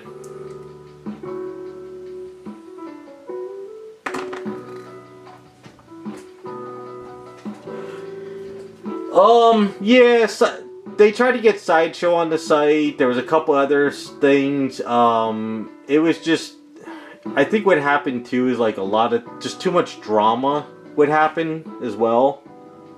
So I think there was a lot of drama involved. There was a couple crazy people on the forum.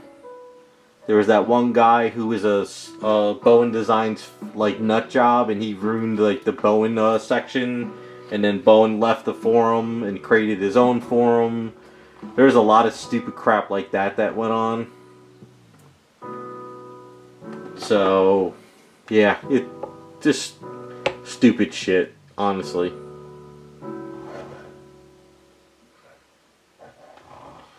I think what killed Statue Forum mostly was the Bowen design stuff, especially with that one guy who was like the Bowen like nut job. He just he ruined the forum. He wouldn't shut up. He was going to every other forum and section and begging for Bowen to do stuff, and we're like, "Yo, go back to the Bowen section," you know. So that was kind of a crazy dude, and that was a lot of drama back then.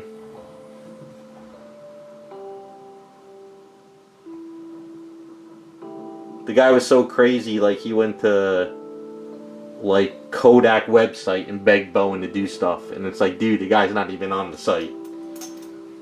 What was his name? Something Al, right? Something Al. Hold Your Fire Al, I think that's what it was. The guy was insane. We would be talking in the thread, and he would come in like, Bowen needs to make Bucky Barnes Captain America. And we're like, yo, we're talking about you know, computers in this thread.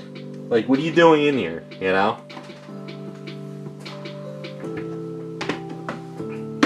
And then people started hating him, then started hating Bowen, because Bowen, like, and then he created his own thread, his own forum, but then he started stealing everybody's pictures to put on his forum. It was a whole big, it was, like I said, it was a crazy era. Crazy era.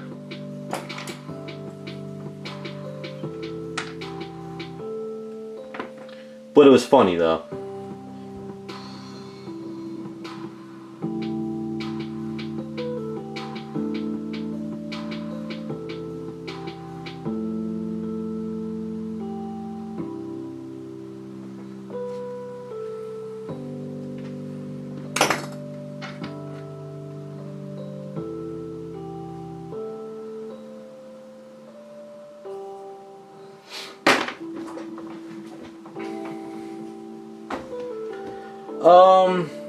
Yeah, I think around then is kind of when I wasn't on the forum anymore, really. I once all the fan art custom statues started coming out like crazy, and they started, and you weren't allowed to post that on the statue forum anymore. I started getting more and more into my own thing and statues and customs and stuff, and I kind of just really, you know, really just didn't go on anymore.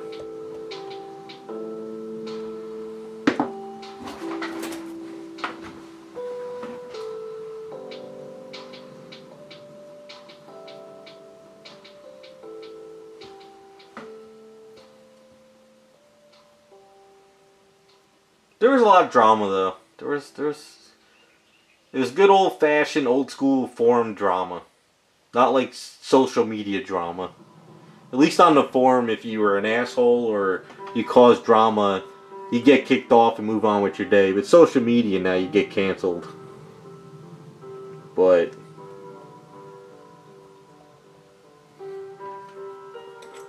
the good old days. Yeah, see now you got me wanting to read that JC Comics thread now. Damn it, you're bringing me back. I try to put all that in the past.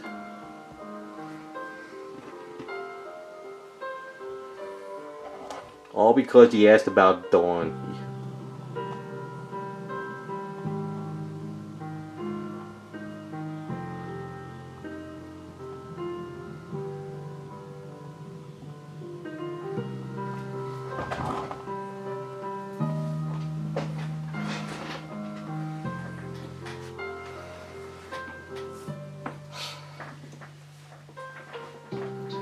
Yeah, because I mean, if something comes out, you get like 30,000 videos on it, or you're in a Facebook group, so there's no one community anymore. It's all over the place. Yeah, pretty much, JC. That's kind of how I'm feeling there.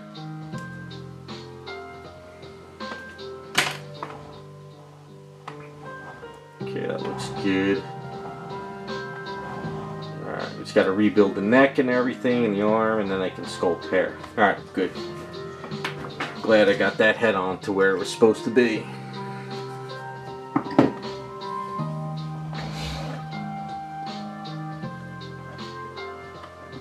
Alright, got that done.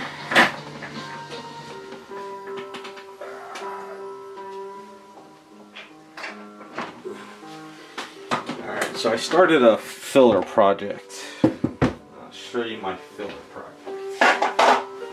Since everything else is a little tedious stuff these days. Let me wash my hands real quick.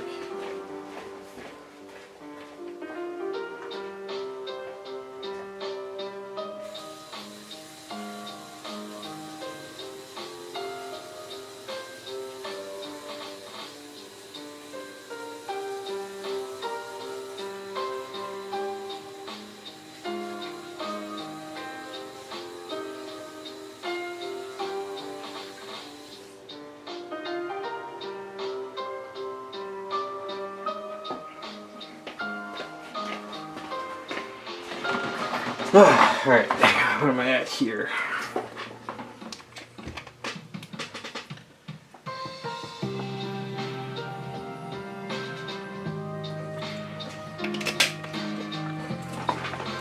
Yeah, I miss forums actually, because it was, I'll say it to this day. Back then when you were in a forum with a community, you were in people who were all about that same community, statues or comics. But what happened is social media brought everybody into every community, and then it ruined like certain communities, like comic books and statues. You started putting people in there who were like, oh, comic books are cool, statues are cool, but I believe you shouldn't do that with this character. I believe, you know, social media killed everything.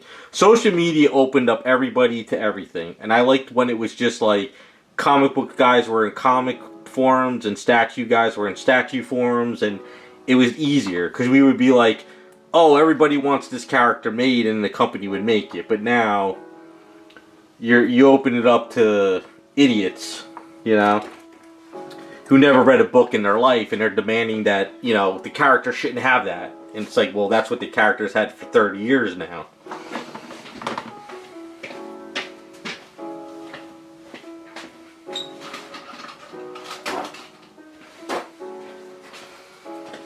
So that's why I would like to go back to the 80s and 90s. Very early 2000s. But then that's kind of when things were shifting anyway.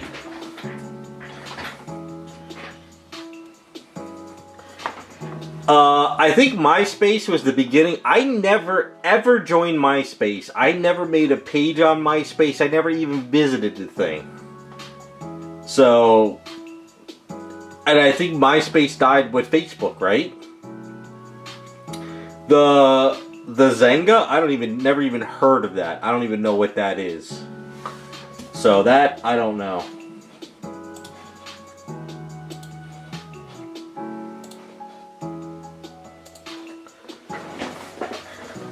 I never even joined Facebook.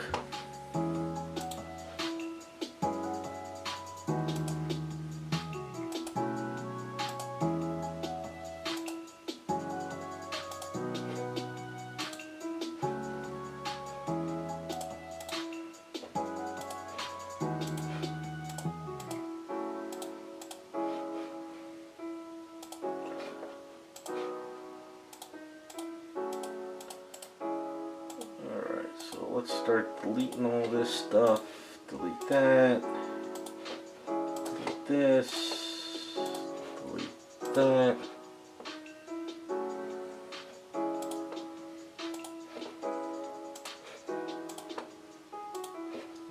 This.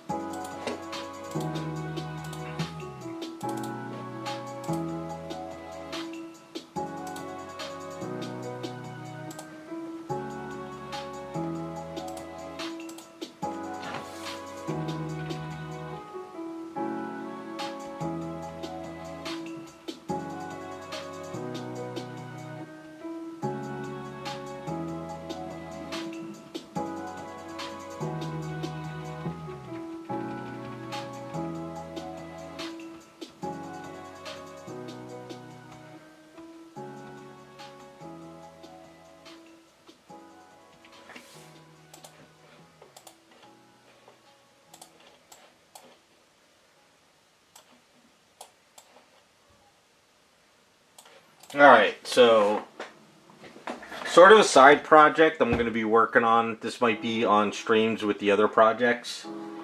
So, long story short, I have 2 extra Power Girl statues that a friend got for me really cheap about a year ago. He contacted me and he said somebody was selling these Power Girls really, really cheap. I think it was like only $300 a piece or something. I forgot. So he picked them up for me, and I've been collecting dust.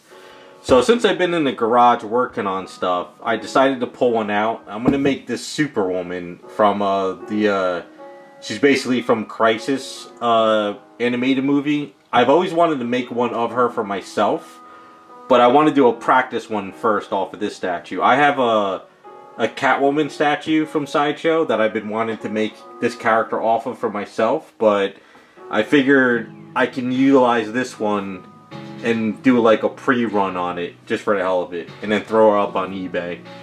Because I'm sick of these boxes all over my studio, so I kind of want to start doing side projects while I do commissions. And then also maybe on the streams if I have a little extra time, or at night I could kind of work on this. So that's kind of what I'm doing with this one. I have a head for her too. I swapped out a head.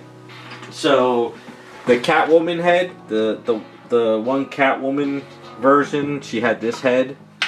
So I'm going to use this one for it. I just got to kind of shave it down a bit yet. So, just one of my side projects. Anytime I have extra material, or I'm kind of in limbo and I don't have anything to work on, especially because I'm going to be doing a lot of garage work this next couple weeks. So I figured throw an extra item in there. It's one of those items where I don't have to think about it, because I don't like using extra materials on commissions. I like to use extra materials on side projects. Because sometimes if it gets too hard or I mess it up, I can just redo it later. So that's what I'm going to do with this one.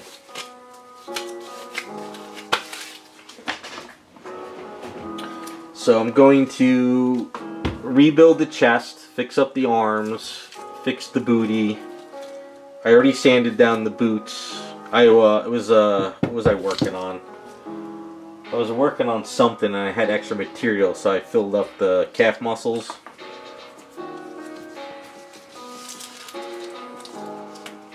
So that's what this project is. So you might see this project once in a while during Friday streams, once we get the other items in. So I think it'll look pretty cool once it's done. It's also kind of like a practice run for when I do mine. I'm in that zone where I want to get rid of all these side projects. I got too many of them, and I should have told my friend not to buy these for me, but he insisted I get them, and they're just collecting dust. So that's the lowdown on this one.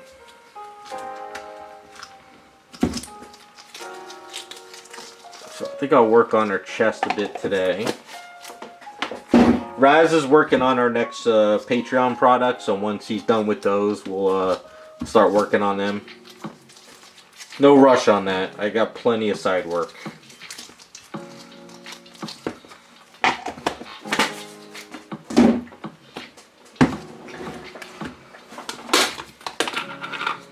This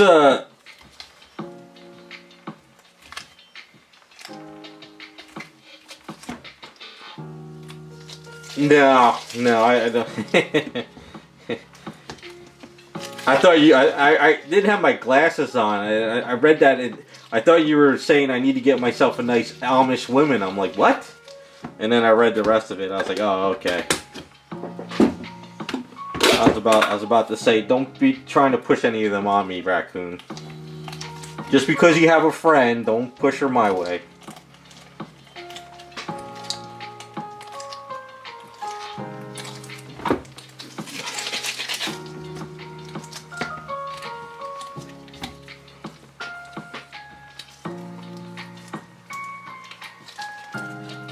Yeah, no rush, Raz. Take your time. Make sure you get them done right. Like I said, I got plenty of other stuff to work on, so.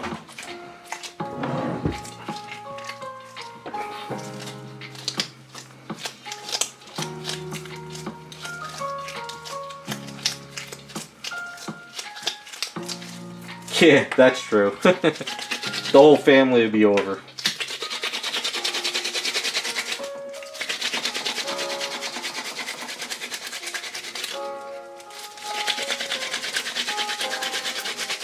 Oh no, don't forget I went to Lancaster for art school for 3 years, so I know all about the Amish people.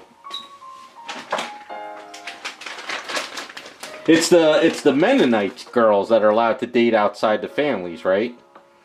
They're the ones that wear the like cloth, the flower dresses.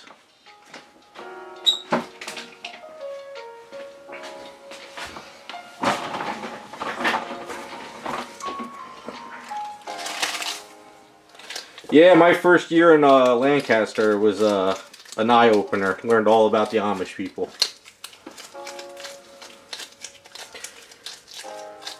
No, I don't think Amish people do that once where they have 4 wives. It's all just, it's all in the, there's Amish and Mennonites. is the Amish are pretty much just self-contained. They have their own like kind of rule system. Mostly farmers. It's the Mennonites that are like kind of are allowed to sort of date outside the family.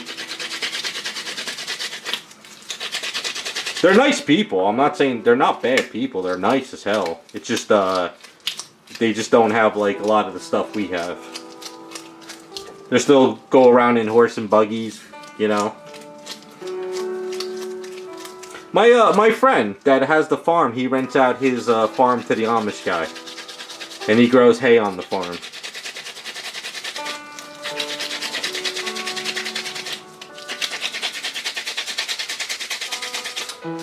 Yes, you can't beep at like when the horse and buggies are in front of you, because I take the back way through the Delaware. I think it's the Delaware Bridge when I go out and see my college buddy. So I go through the farmlands. If they're in front of you, you have to wait until you can pass them on the side. But you can pass them, but you can't like beep at them and tell them to get off the road. They have the right of way. But the horses have those things on their eyes, so when you pass them, they don't get spooked.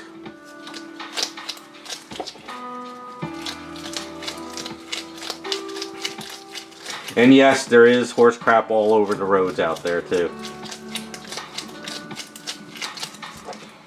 Like I said, it's a different world, but the food is good though. All the fresh veggies and everything. Some good stuff.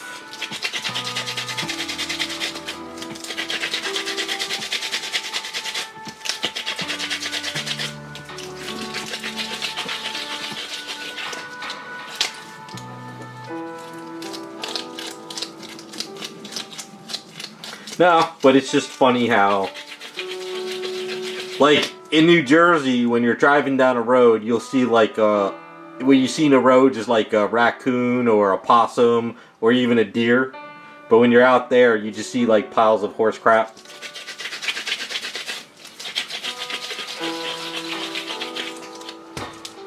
But when I usually go out there to visit him, I'll bring a cooler with ice. And then what I'll do is I'll do like food shopping on my way home. Get like fresh meats and stuff. Can't beat it.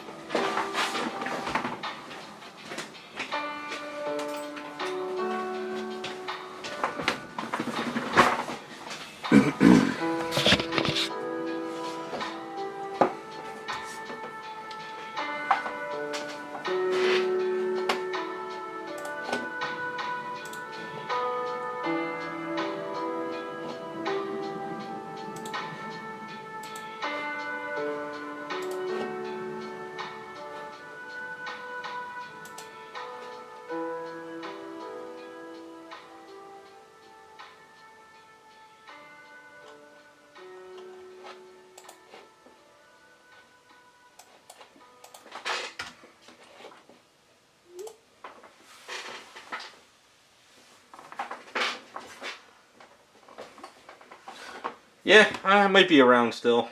Just plugging away until kind of done with whatever I got going on.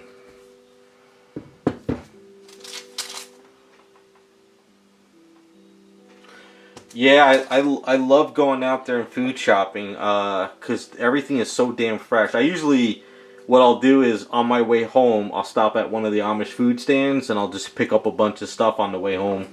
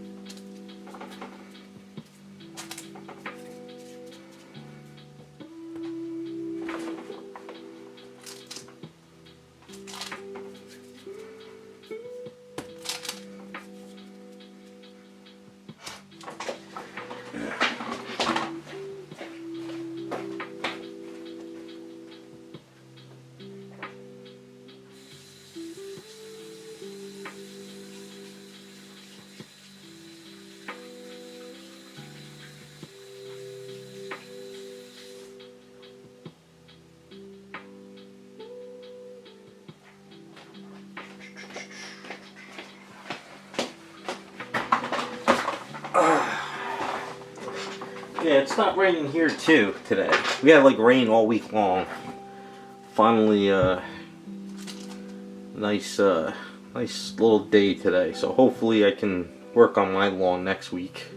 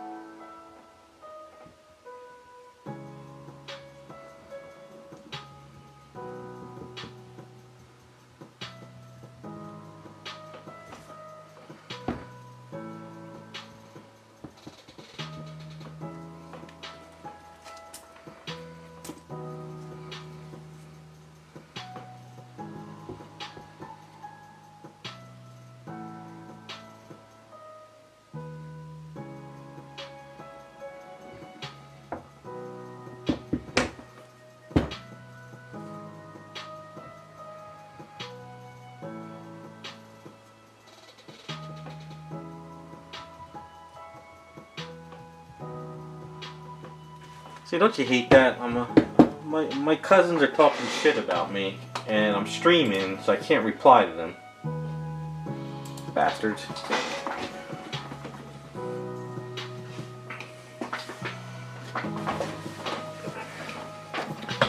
Oh, why they are so expensive? Well, wasn't there during the lockdowns? Didn't they have a huge issue with trying to get them sort of like replenished, and I don't think they ever really got back to where they were supposed to be. Something with the factories or something. If I'm not mistaken, I know there was a big issue with those during the lockdowns.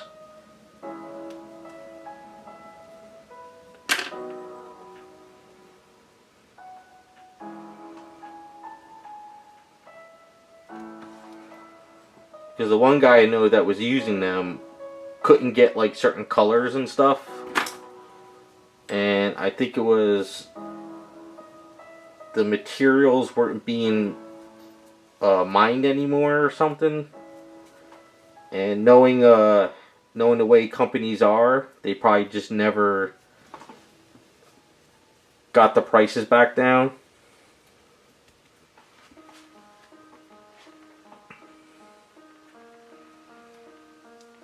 I know Coptic it's like the markers to use, so maybe that's also why too.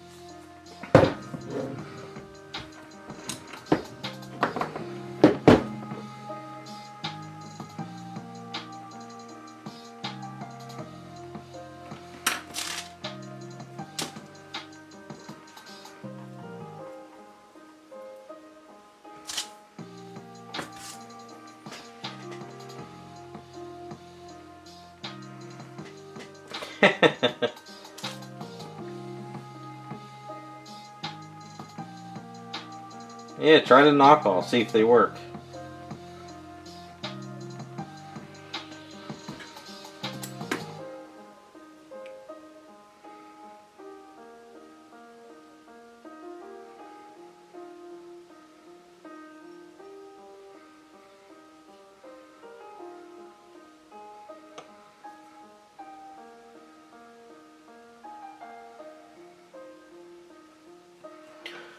Well, how bad are they now? Like, what do they cost?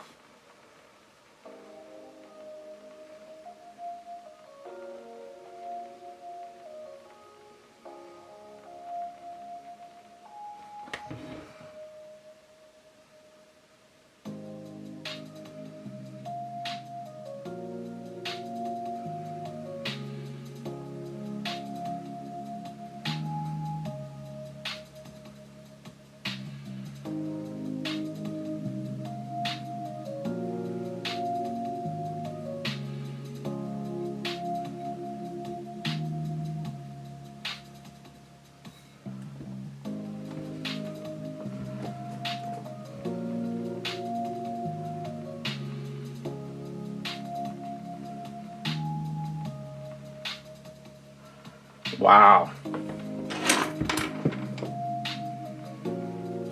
Yeah, you're probably just paying for the brand name at that point.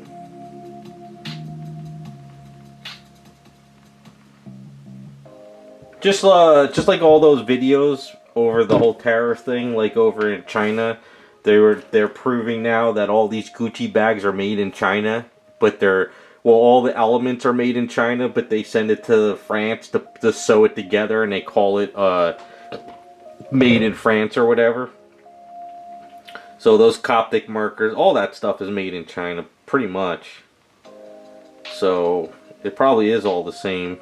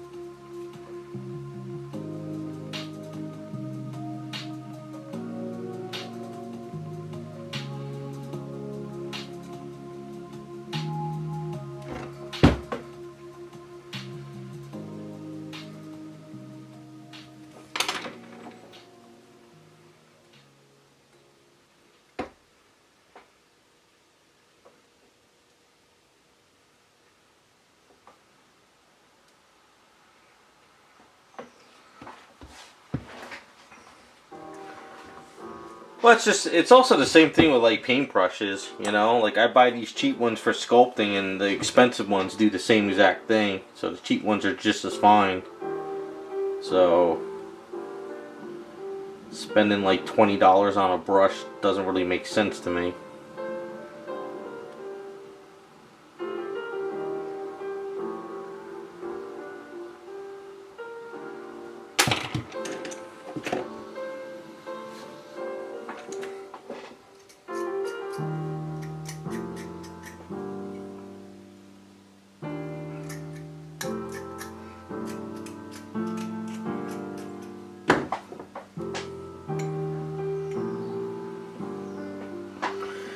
Are you drawing anything, Devastator? Like, are you getting into drawing, or are you just trying to? Are you got a project you're working on?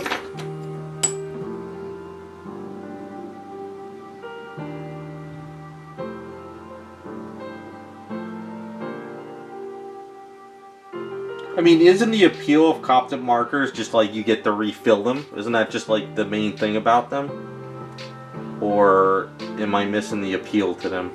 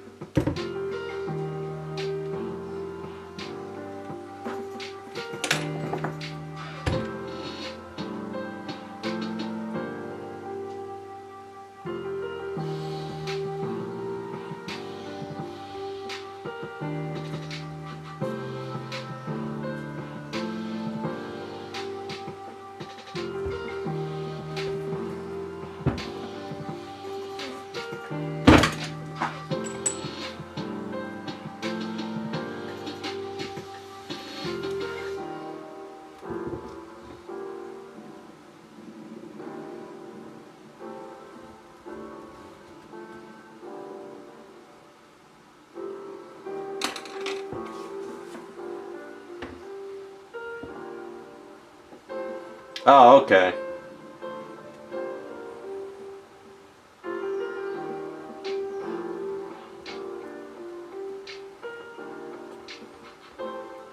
I think certain products, the expensive stuff is better to get, but it all depends on what you're doing.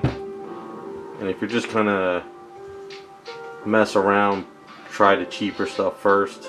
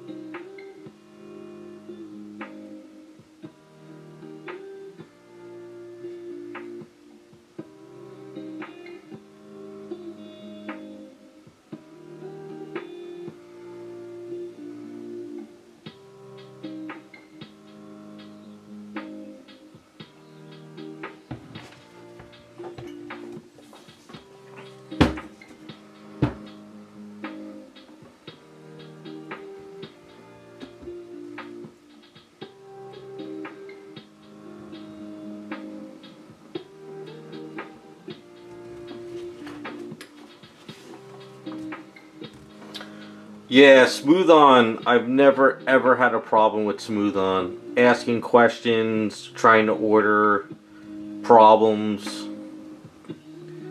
They are some of the best customer service I've ever dealt with. What you order? Anything special?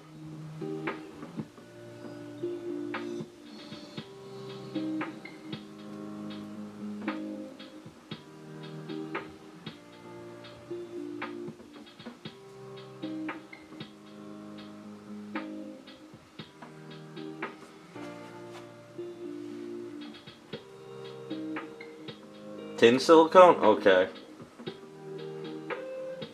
I still gotta try their that paint stuff they have. It's kind of like a resin paint stuff. Just haven't had a project yet for it.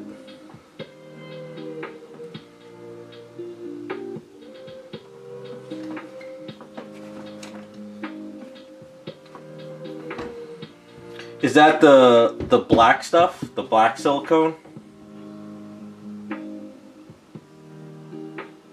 I thought the black stuff was the best ones you could get. If I'm not, unless they don't make that one anymore.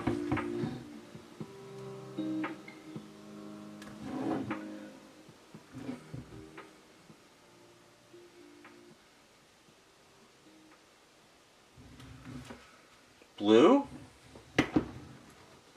I thought the highest tear strength was the smooth cast stuff. What's the... Because I always get it's the pink stuff that's the smooth cast. I thought that stuff doesn't tear. That's got like the higher rating.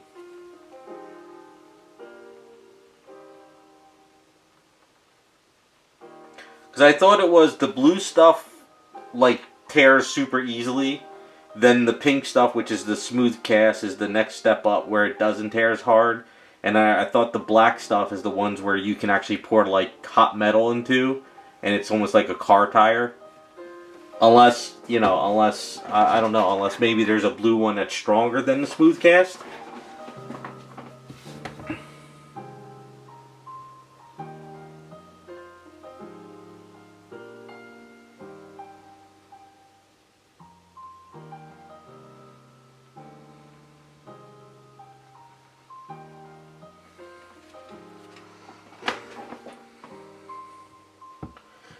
Wait.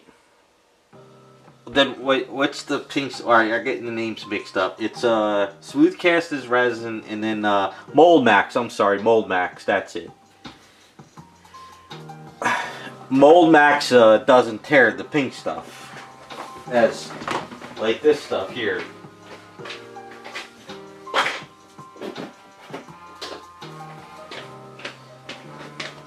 Like this is the Mold Max stuff. This stuff. And this stuff doesn't, like, you can't tear this at all. Like, I can't even put my fingernail into it and tear this, you know? It's like, this stuff is, like, this is the stuff.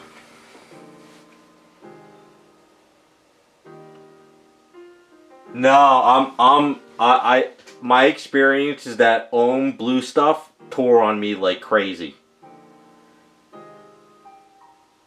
Is the Ohm stuff where it's 1-to-1 ratio, where it's like you have to have the like 4 ounces of this and 4 ounces of that and mix it together, where this one is you have to, you know, mix it with the whole.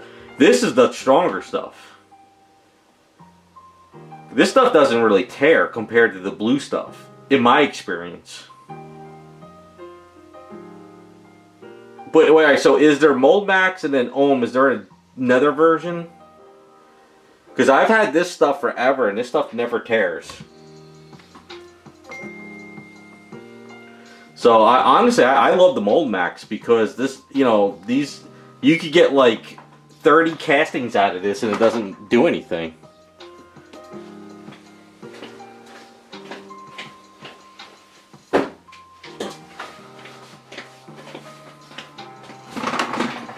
Yeah, so I don't know. I like the Mold Max. That's what I use for all my castings, and so far I haven't had a problem with them.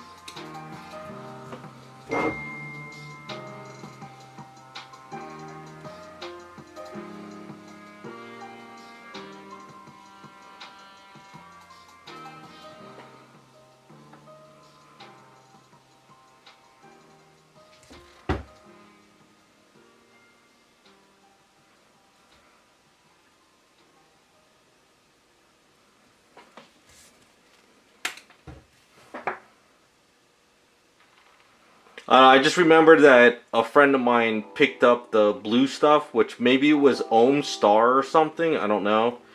And I remember I mixed the blue stuff 1-to-1, and we made the mold, and after one casting it just tore to all hell on us. So that's why I always stick with the Mold Max.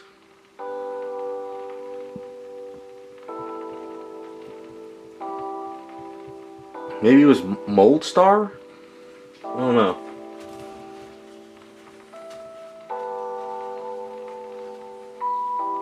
Yeah, I stick with the Mold Max, the pink stuff. It's awesome. It's the best stuff out there. But yeah, definitely use it before the date's up. I suggest, what type, do you have a gallon kit? Yeah, tears, okay. So you have mold mech, so you're good. Do you have like a gallon kit or a small kit?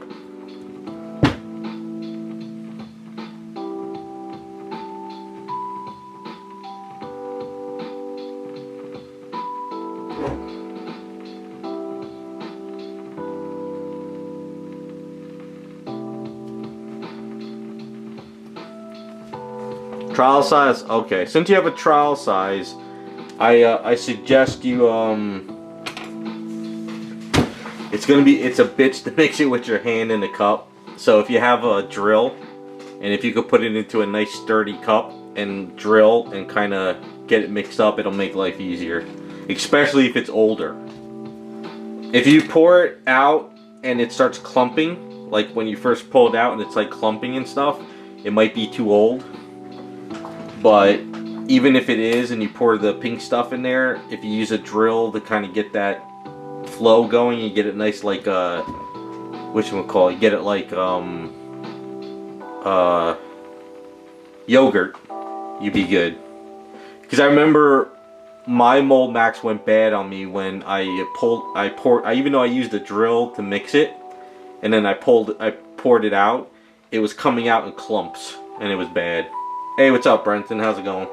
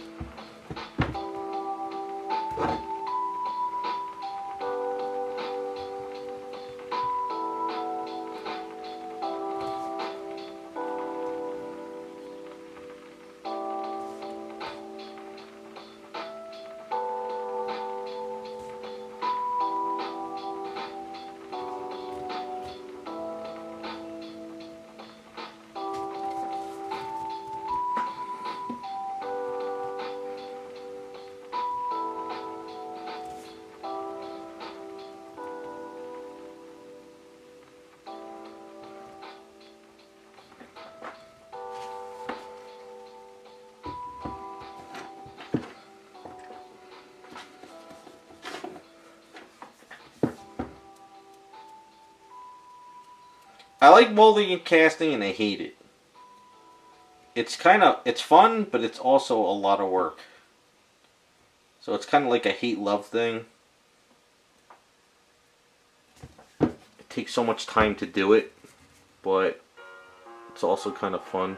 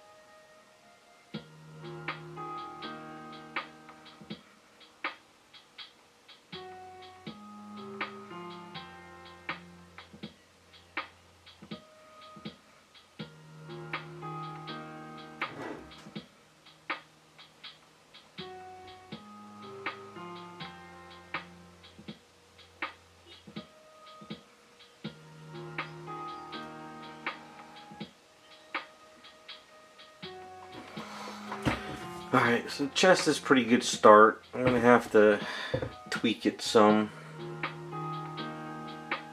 Sand it down and work a little. I think I'll try to work on the arms a bit. Grab my base, because what's going to happen is I'm not going to be able to put it down. Alright.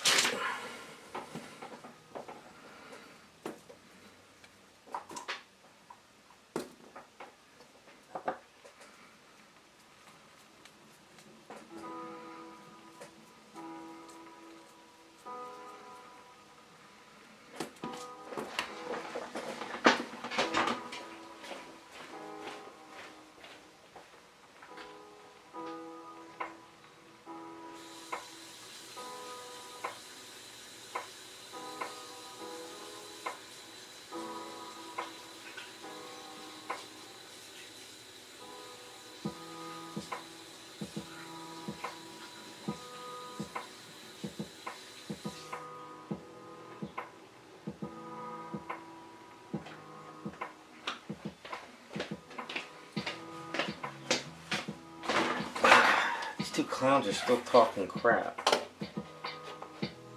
Stop.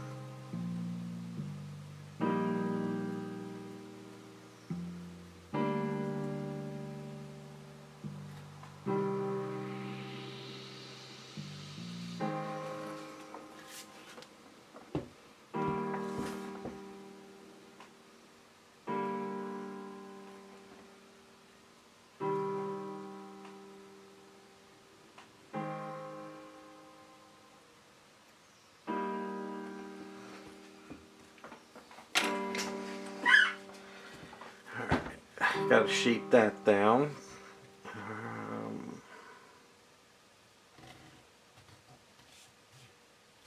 think I could do the other arm without screwing anything up.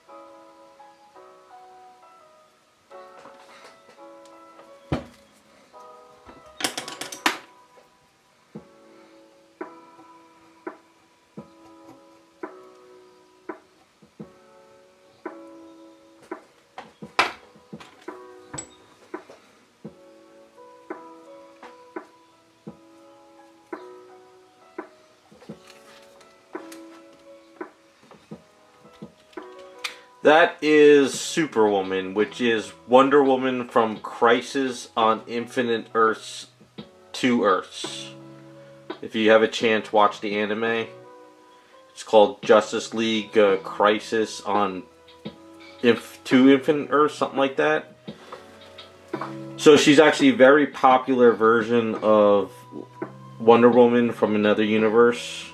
She's a sadistic psycho, kinda. And I've always wanted to make a statue of her for myself. But this is going to be a practice version run since I want to get rid of this statue. Yeah, it's basically if you look into the comic books, her version is like she's got big puffy hair, but this is the version from the anime, and everyone loves this version. I do too. So basically, I just want to. It's kind of like a filler item, and then I'll throw her up on eBay when I'm done.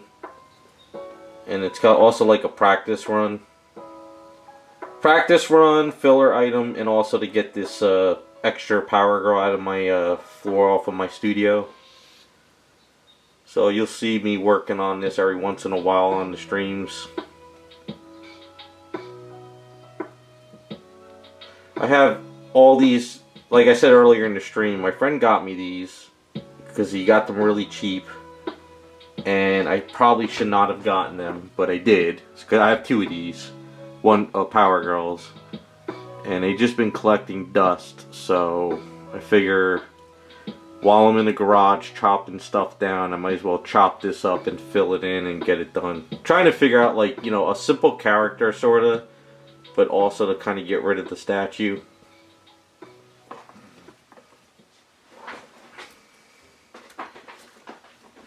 Yeah, she's it's a cool, like, I didn't realize it, but she's very popular on DeviantArt. So like on DeviantArt, every time I'm looking for artwork, this character pops up, and it seems like a lot of people like her. I do too. I always liked her from the animated movie. So it's just a side project. Get it done, throw it up on eBay, and hope for the best.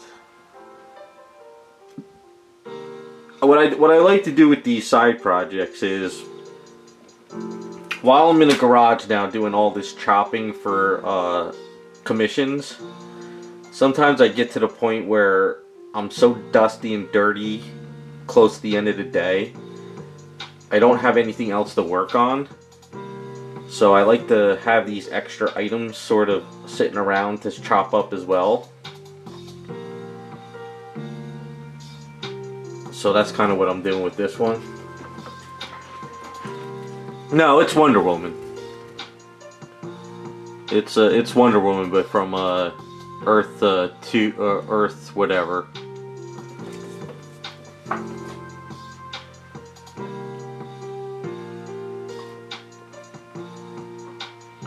Somebody made an item off of this, like a STL file off of this character. But they did both versions of her from the comics and the cartoon. So I just wanted to kind of just do this.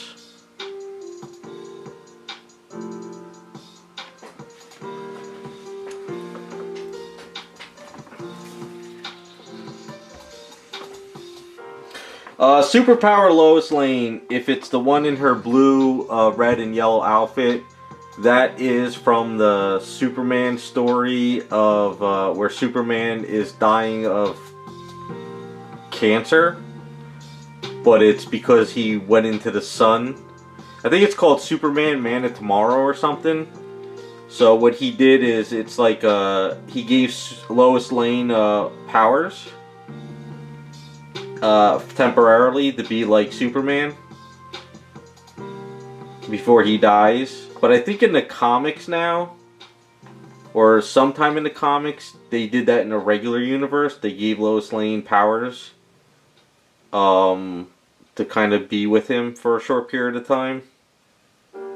So yeah, it's just Superman giving her powers for a little bit. That's all it really is.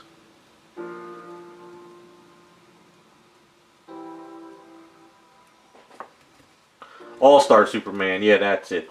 Yeah, but like I said, I think in the main comics, when they had a son that nobody really cared for, Superman gave Lois powers as well for a while. All-Star Superman, yeah, it's an old story. It's a good story too. I like it. It's one of my favorites.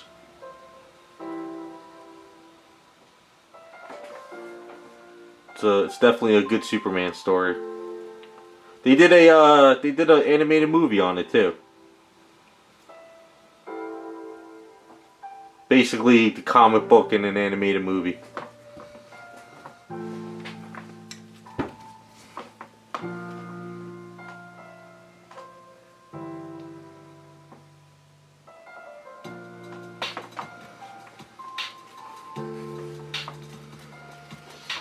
Oh yeah, it basically, his son was basically everything in the book.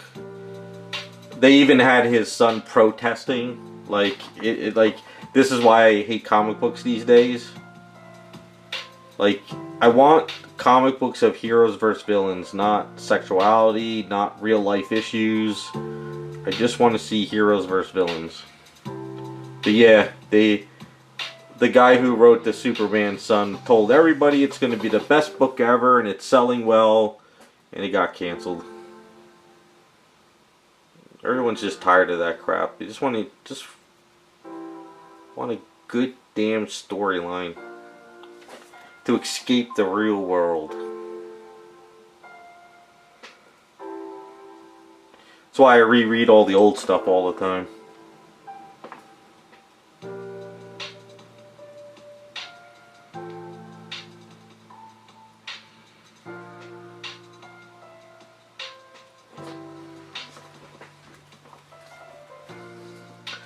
"17 issues? I don't think it was 17 issues, was it? Did it go that long? I remember the first issue, everybody bought it up because it was like, oh my god, it's going to be a collector's item. And then after that, nobody cared. Dropped off a cliff.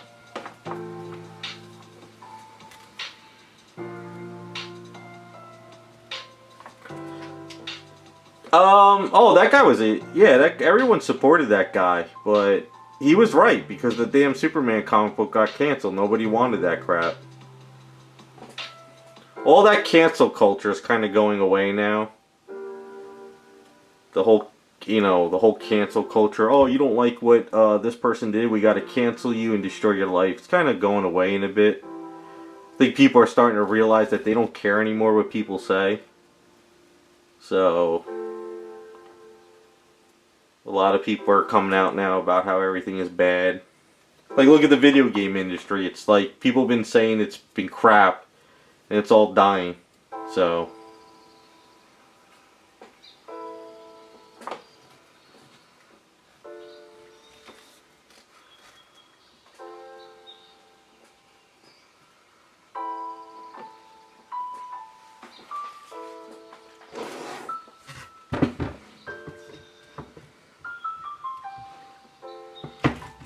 I have to redo this key too.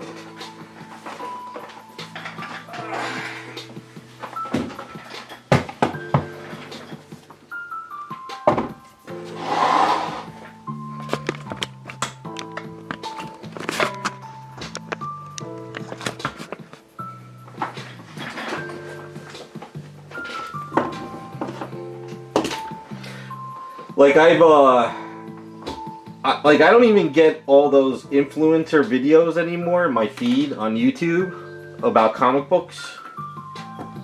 For a while there, it was all about, Spider-Man 300 and Spawn #1 and key books, and I think everyone's kind of just, like, over it. So a lot of those influencer videos and comic books kind of died out, because I think people are just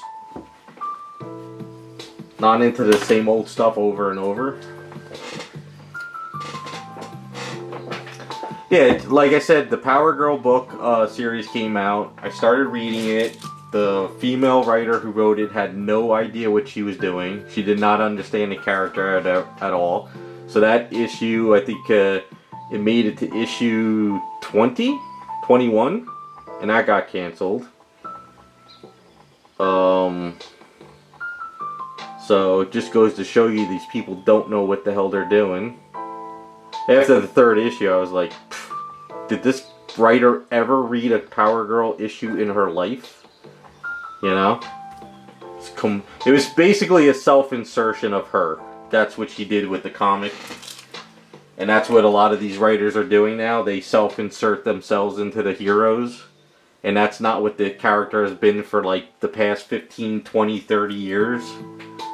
So that's why a lot of these comics are just not doing... what's doing well, I heard, is the Ultimate Spider-Man or something.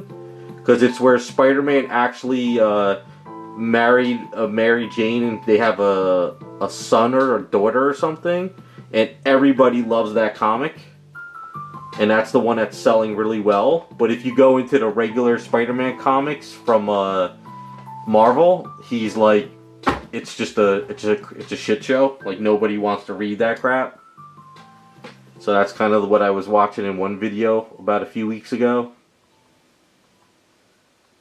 Everybody wanted Spider-Man to marry Mary Jane and have the daughter, but they wouldn't do that in the main universe, so they did it in the Ultimate or something. So what the fans and the writers or Marvel said that's not what the fans are asking for Spider-Man, and everyone's like, "What are you talking about? We've been asking this for like the past 15 years or whatever." But the writer claims that nobody is asking for Spider-Man to be married. But the Ultimate Spider-Man book is selling like hotcakes. So I think these people that are working for the comics are so out of touch. It's actually sad now.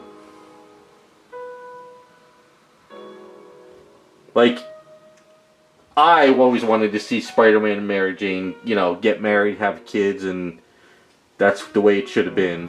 But nope. He's got I think he's like, he's need to like dating like Black Cat in the main comic books now or something. And like Mary Jane isn't even around anymore or something like that. I think what they said in the video.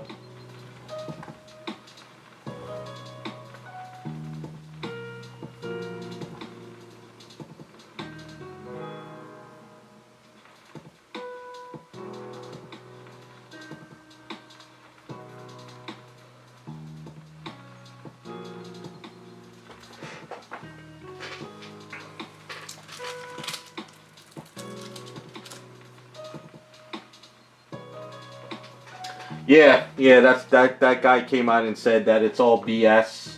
Nobody wants Spider-Man to Mary Jane, but all the videos and people I'm talking to, even at the comic book store, the guy was like, "Yeah, we sold out of those Spider-Man books right away." He's like, "Everybody wants the Ultimate stuff." Basically, the guy just can't be proven that he was wrong, Everybody says he was wrong, but no, I'm right. Nobody wants to read that. Well, that's what everyone's buying. So, and then on those variant cover sites, they're always doing like 3rd and 4th printings of the Ultimate Spider-Mans.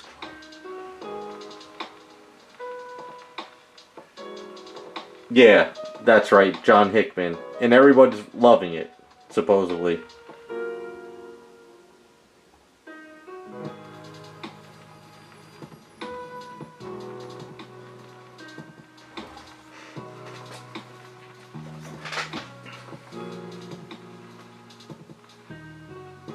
Oh yeah, look at Marvel Rivals. I mean, everybody is making STLs of all the characters now. Everyone's drawing Marvel Rivals. Like, if you go on to Instagram and you look at all those sketch covers people are doing, it's all Marvel Rivals artwork.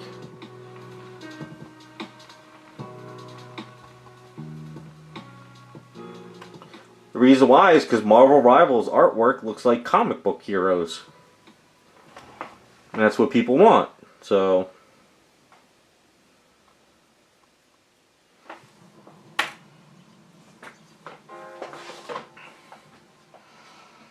I believe X-Men is dead. I don't think Marvel can salvage X-Men. I think Marvel killed X-Men so hard that it's just dead. I don't think, without like a major reboot, I don't think they can salvage X-Men anymore.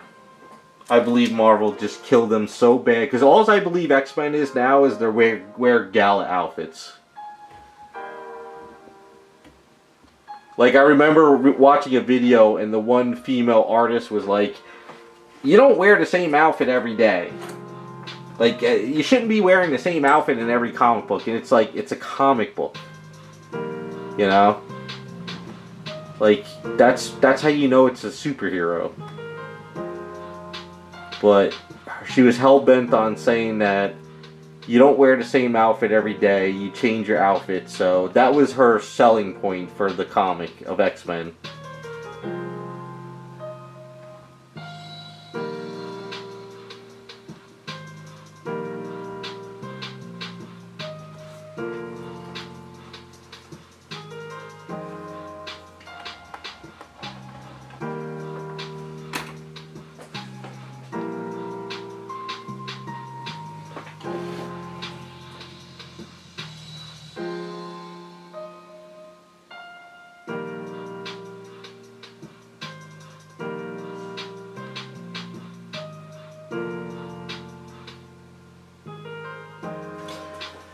I don't know. I have no interest in Marvel anymore. I don't care. Like it just doesn't. I don't care what they do anymore.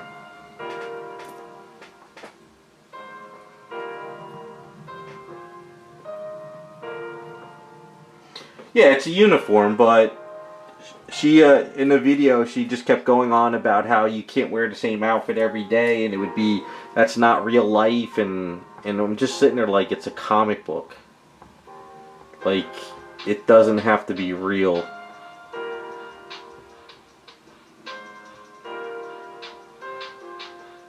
I just think that the people they've hired to write their comics destroyed all their comics. All the IPs, the X-Men, DC. They just hired people who don't know what they're doing. Lack of imagination. Self-insertion and real-world issues. You know, not everything has to be about real world. You don't need a video game to be about real world issues. You don't need comic books to be about real world issues. It's like you can't have everything about that. But whatever. Like I said, I read all the old stuff and I'm okay with it.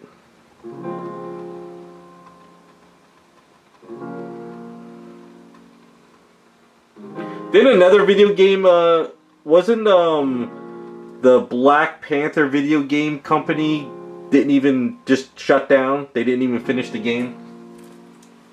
It wasn't Sweet Baby Inc. was working on it or something.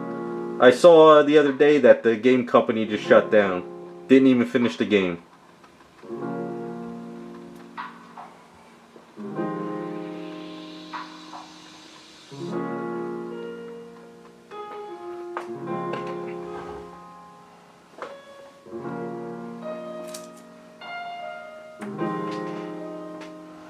I don't know the whole story, but it didn't sound like the game was very well put together, and I guess they just figured, just shut it down. You can't even salvage it at this point. I tell you, anytime Sweet Baby Inc. touches something, it dies. They're like the Grim Reaper of video games.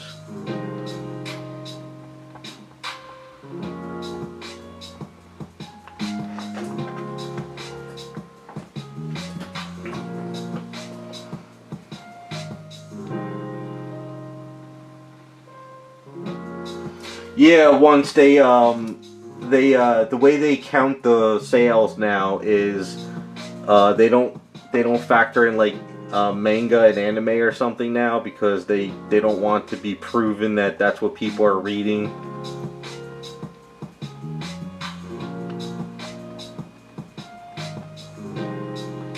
I still read the Boruto manga every month. It got better finally, so at least I look forward to that once a month to read.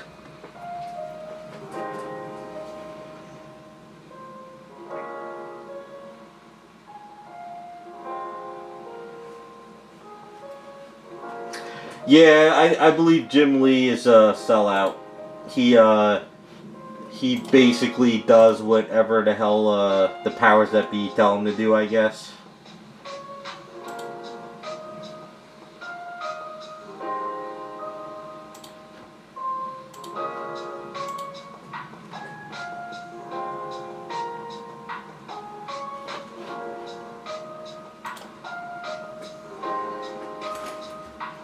But a lot of the old artists that I've seen, like I've seen Jerry Ordway, Mike Grell, and I talked to a couple of those guys and stuff, and they seem to not be happy with what's going on.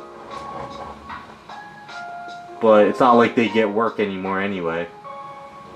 They just go to the comic book shows.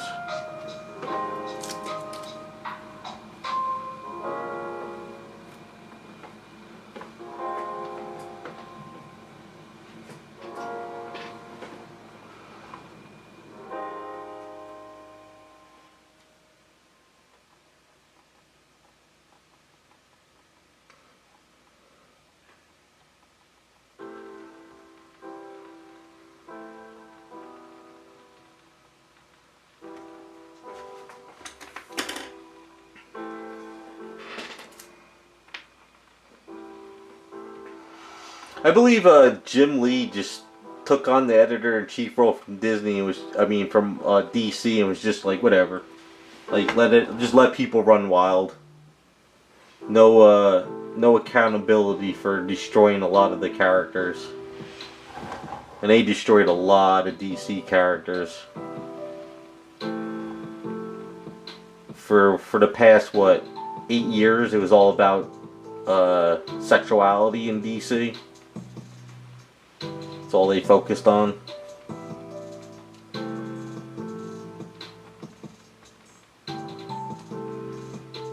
I thought Zaslow was supposed to come in and clean all this up, but I guess he didn't care about the comic book side.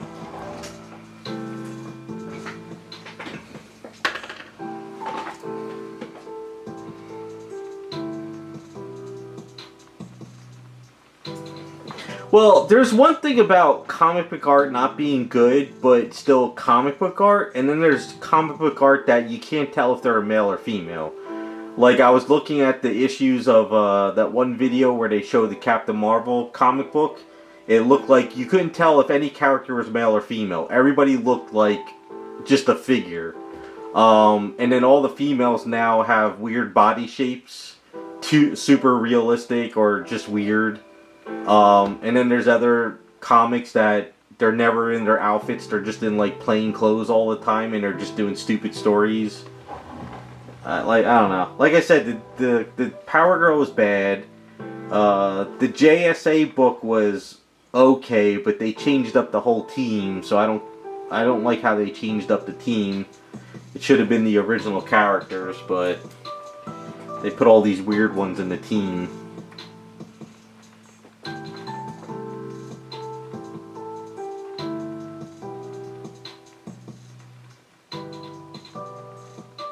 Yeah, a lot of the writers and stuff, especially Marvel writers, they went after fans like crazy. They couldn't handle criticism. People were like, "Yo, I don't like the comic. You're not writing the character right." And then you had that one crazy pink-haired lady was like, "If you don't like my politics, don't buy my book." And everyone was like, "All right." Like, "All right, we ain't buying your book then." And then when she came out with, 2 years later, "No one's buying my books. No one's reading my comics." Well, you told us not to. Like, what did you think was going to happen? Just because you got check marks and you were an A student in liberal studies in college doesn't mean people were going to read your crap, you know? You just can't shit on fans. Just can't shit on fans. It doesn't make sense to me to sit there and be like, instead of saying like, "Oh, okay, well, what do you want to read? What are you interested? How can I make it better?" They're like, "Nope." So, oh well. I know Marvel is bringing back the Age of Apocalypse, so I'm going to wait to see what happens after it comes out. And if it's worth reading, I'll pick it up because I love Age of Apocalypse. But I'm also kind of weary about what the hell they're going to do to those characters.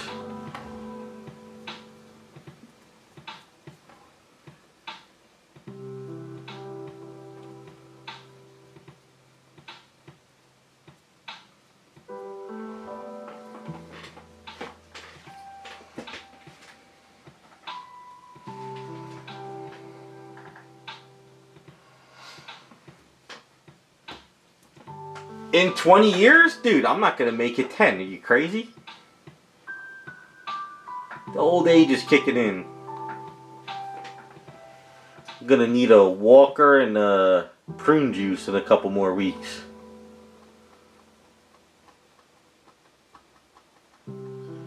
Get a chair, sit outside, and tell the kids to stay off my lawn. Yeah, Terrell, they already have it listed on Golden Apple Comic Books. I don't know if it's a one shot or if it's going to be a mini series, but I think it's maybe just a one shot. Because the reason why is Art Germ did a Jean Grey cover for it. And it's really, really nice too. It's a really nice cover. One of his better covers. See, what it is you have to bring back these characters every few years. I think it's like if you don't bring a character back within 7 years, you lose the rights to the character. It goes up for grabs. So that's why Marvel is always bringing back these dead characters every few years. So you figure they haven't done AOA since like what, 2007 or something like that? They did the second AOA series. So they're bringing it back now or something or whatever. And then they'll shelve the characters for a few more years and then bring them back. Just like Nate Gray is one of my favorite mutants, so they bring him back every few years, and then they kill him off.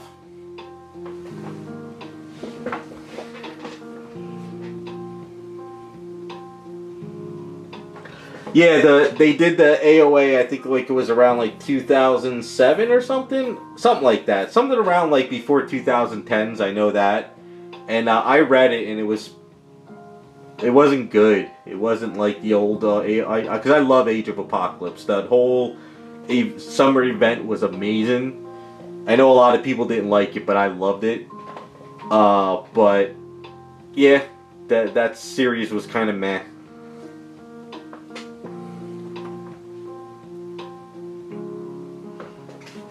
Well, I think Marvel, when Joe Quesada took over as editor-in-chief, he got rid of X-Men because he didn't want to give, like, what was it, Fox money. So he pushed the Avengers, but then all the villains became heroes, and all the heroes became villains, and it just got really stupid.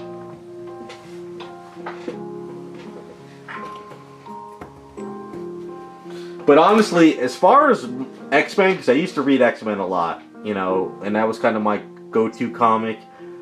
I think Age of Apocalypse is my favorite X-Men storyline, and I know people are like, oh, Dark Phoenix Saga, or, you know, all the other stuff was better X-Men, but I love Age of Apocalypse. It was just such a great event that summer. It was so much fun. I loved it. But the second series was meh. I don't even remember it.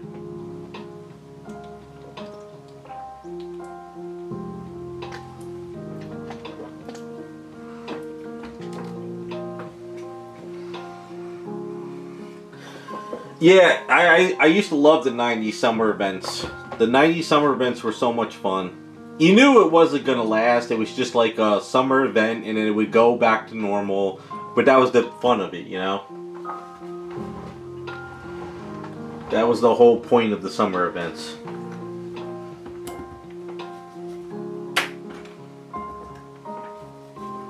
See, I loved Crisis on Infinite Earths, and then when they did Infinite Crisis, I loved Infinite Crisis. And then I loved 52. That led up to the New 52. New 52 was shit. But 52, those 52 comic books was such a great story. It was so much information and so much, like, the guys who wrote it knew so much about DC, it was unbelievable. Like, one comic book took, you know, like 10, 15 minutes to read, you know, there was so much artwork and story. Whereas Marvel, like, literally in 30 seconds you read a comic and it's over. So...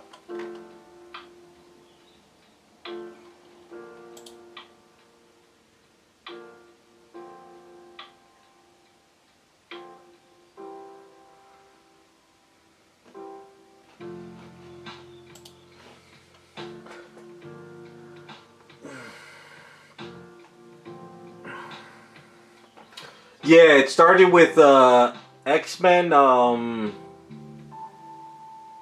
Alpha, and then it ended with Omega, right?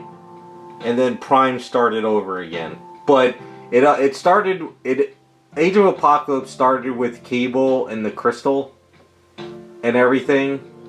It started off with that, and then it went into X-Men Alpha. Yeah, you had X-Men Alpha. Then it went into Weapon X, Generation X, you know, all those 4-issue miniseries for each team. Then you had the regular Age of Apocalypse storyline, and then it ended.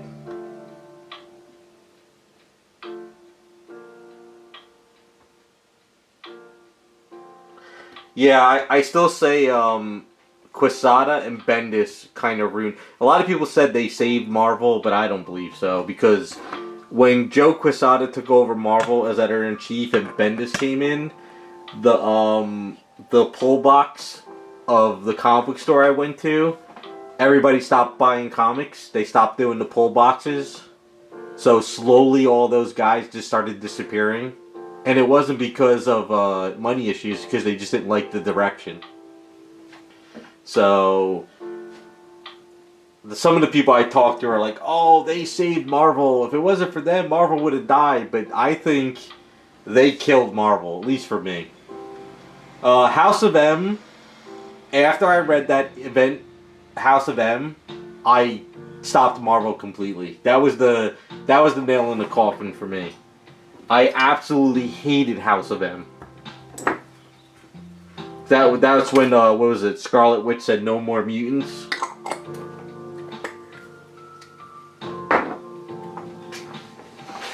I just yeah, that House of M was like, after that I just said that's it, I'm done. I even told the comic book store guy, the owner, I said, don't pull a Marvel book for me ever again. I'm done with this stuff.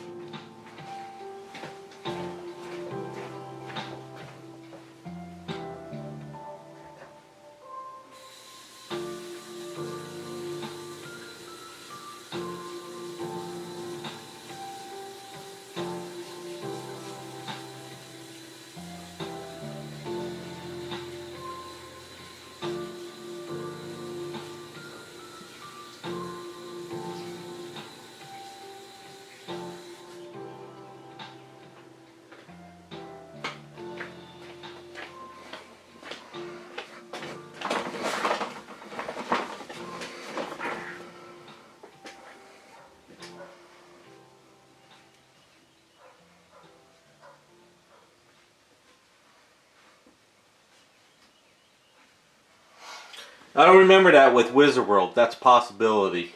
Yeah, see, I never read anything after House of M for Marvel. I just stopped. I know One More Day, I knew a lot of people hated that. Was Civil War before House of M, or was Civil War after House of M? Because I don't remember Civil War, but I remember reading about it. And I think House of M was probably around 2008, right? 2009, 2008. And like I said, that was it. That was like the last time I bought Marvel books. I was so disappointed in that storyline. It was so bad. I don't understand why people were saying it was the most amazing story ever. And I think after House of M is when I really went into DC hardcore. I was going back reading old DC books, and I became more of a DC fan.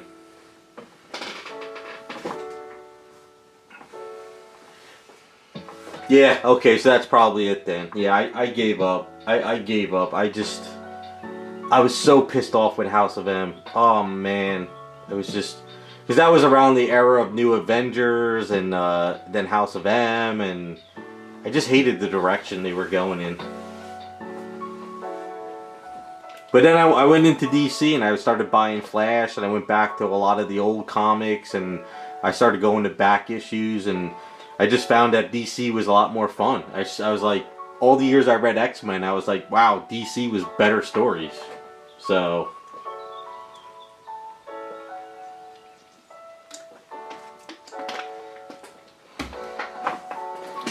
But, yeah, so, you gotta pull out your Supergirl now, too. So let me get that, hold on. Wash my hands again real quick.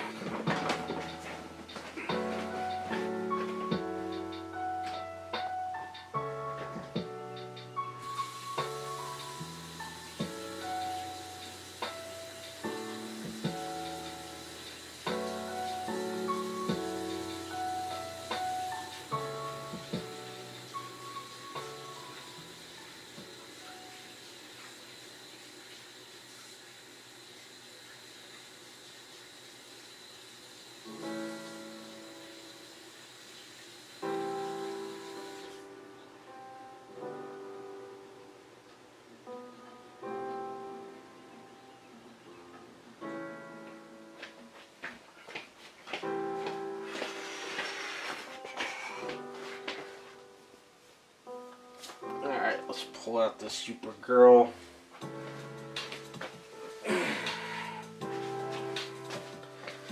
Alright, let me grab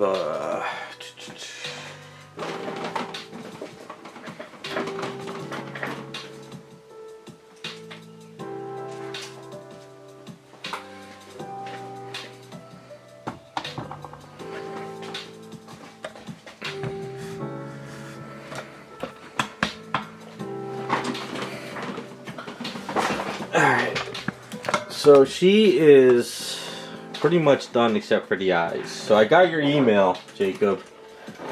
I will go in and tweak the eyes a bit. I mean, I kind of like how they are, but if you want me to sort of lighten them up a little bit more, I will.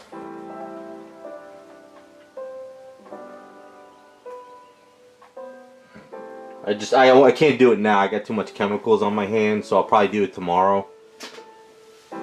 But all in all, the base cured up really nice. Everything is pretty nice and hard on there. So you can see some of the crystals sort of, it's kind of hard in the camera. So these cured up underneath there a bit like an icy stuff. And it's not soft, so it cured up pretty good. And then what I did is I did a black metallic base. But yeah, the snow worked good. I like the way it is. It cured up pretty good. I was worried it was going to be soft, but this cured up nicely. I like this snow stuff. So the base worked out great. And then so I just have to kind of tweak her eyes, right? You just want her eyes a little bit lighter like in the email. I touched up underneath there. And we're pretty much done. I mean, I don't see anything else except the eyes, right? Hair looks good. You'll like the hair more in person when you see it, trust me. It's the studio, like I said, is not showing a lot. But all in all, she came out pretty good. I'm happy with it. My friends loved it. They came Saturday. They absolutely loved it.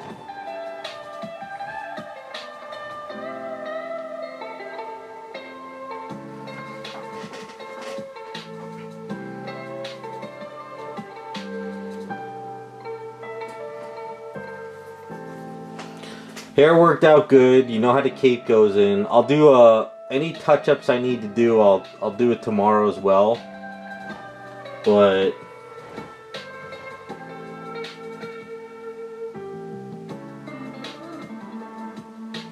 alright, yeah, I put a little bit of white at the bottom of the eye, but I didn't break it because I was a little bit worried. But if you want me to sort of break it up a bit, I will. This is a 1/4. But yeah, it's kind of hard to get her all the way in camera.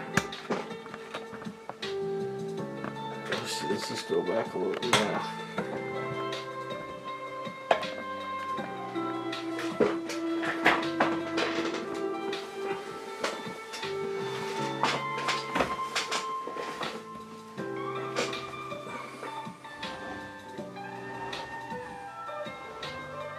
A black suit version? I don't know, I never really liked the black suit version of her. I think you need more of like a more menacing pose.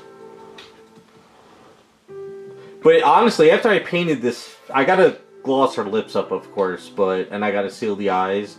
But I feel this face is not bad to kind of go with the artwork from the comic.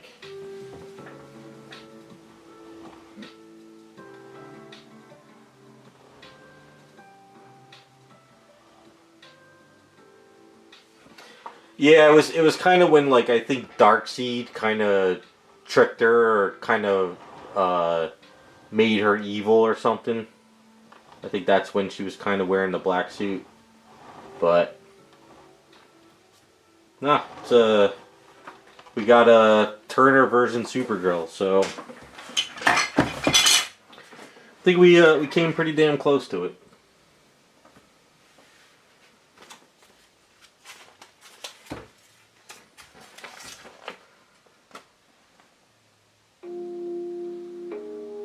The hardest part was the skirt. I would say that's the hardest part, because trying to get those wrinkles, like the one, what was it? Sort of like that. What was the? Yeah, more like this one. Yeah.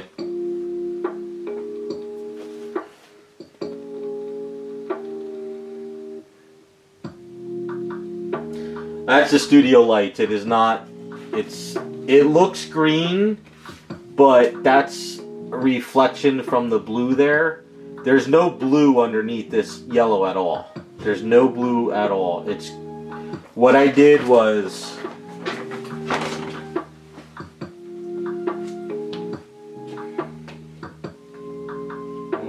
hold on.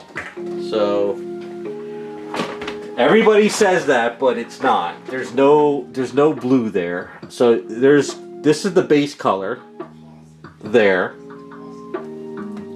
Hold on. Got a package.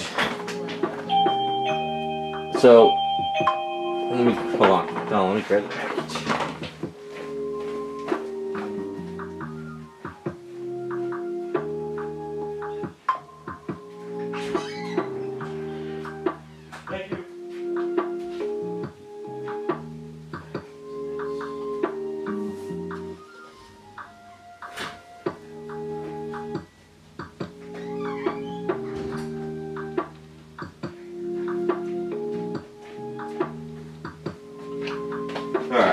Alright, sorry about that. That's a pair came in. So, there is no blue here. I painted the blue upwards. There's no blue there. So I put this at the bottom. So you have this yellow silver. And then I mixed in this Turbo Dork, this yellow, and then some of this. So it seems like it might have a greenish tint, but that could be the sort of the blue reflecting a bit. But there is no blue underneath there at all. Trust me when I tell you.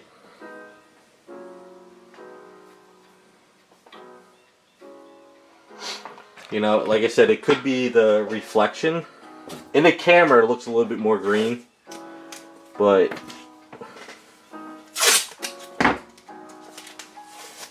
you know, if you kind of pull it down a bit, it's not. It's, trust me. But like I said, it could be just a reflecting of the blue areas. But yeah, I'm looking at the camera now, and it definitely does look greener, but it's not in person. Have faith in me when you see it in person. I don't think I would ever give somebody a bluish, greenish yellow, you know.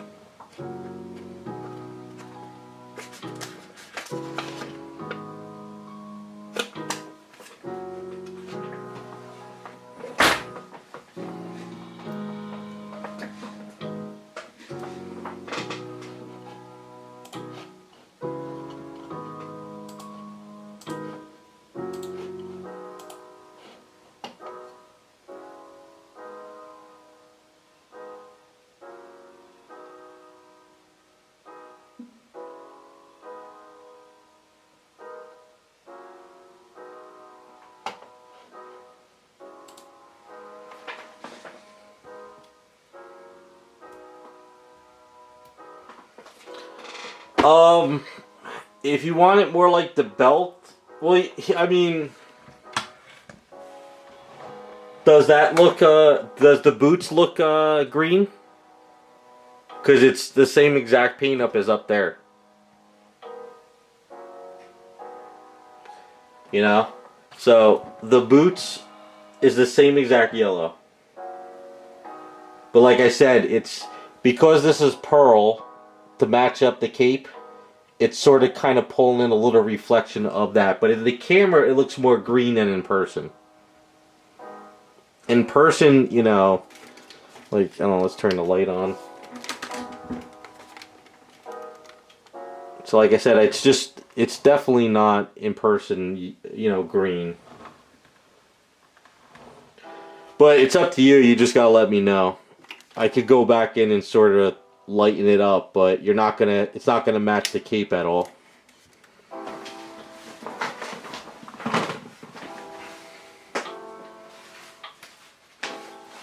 And I know you wanted to match the cape.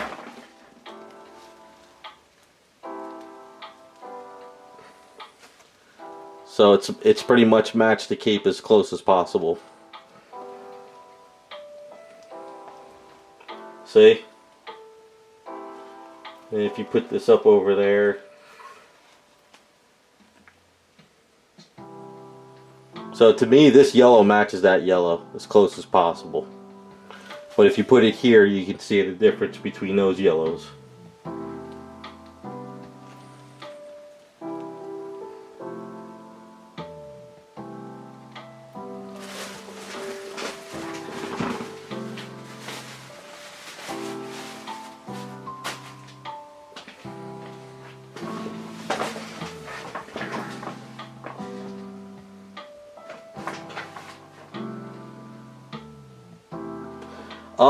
Well, like I said, I can go in there and put yellow, but it's not going to match the cape. It'll look more closer to the belt.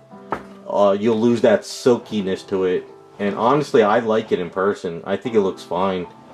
But I think it's just my studio lights and everything is making it look greener in the pictures than it is. Like, when I sent you pictures on my iPad, did it look like that?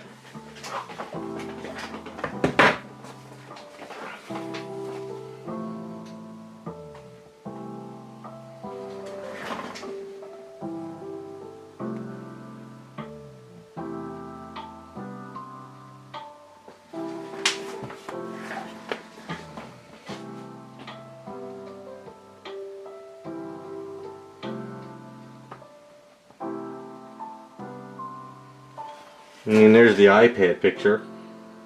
But like I said, it's probably the studio lights.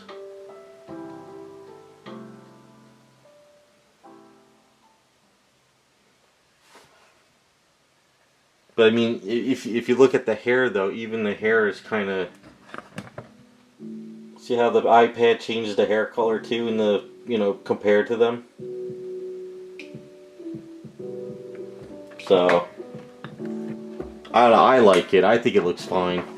I don't think it looks green in person. But if you want me to, I'll do the eyes tomorrow. I'll take pictures, and what I'll do is I'll put it in the photo setup after I do the eyes. I'll take your pictures for you, and then you let me know. Alright? So I'll take it off the other camera. I'll put it in the photo setup. I'll take pictures, and if you still don't like it, we can turn it just basic yellow.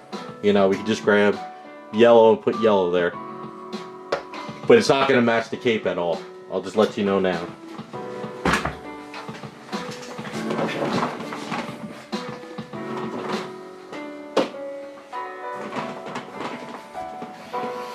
But, you know, like I said, if you look at the boots, it's the same exact yellow, same process, but against the red, it looks like yellow. So... No, I'll take pictures of my photo setup, you know? I'll go put it in a photo setup and I'll take pictures like I usually do, and then you let me know. But I think the eyebrows are fine the way they are. I don't think we should change the eyebrows. You know, they're a little bit brownish, but they're not yellow, but they're not black either, so... I like the way the eyebrows are. Because I think if we put bright yellow eyebrows, it'll look like, you know, it won't work with the comic book.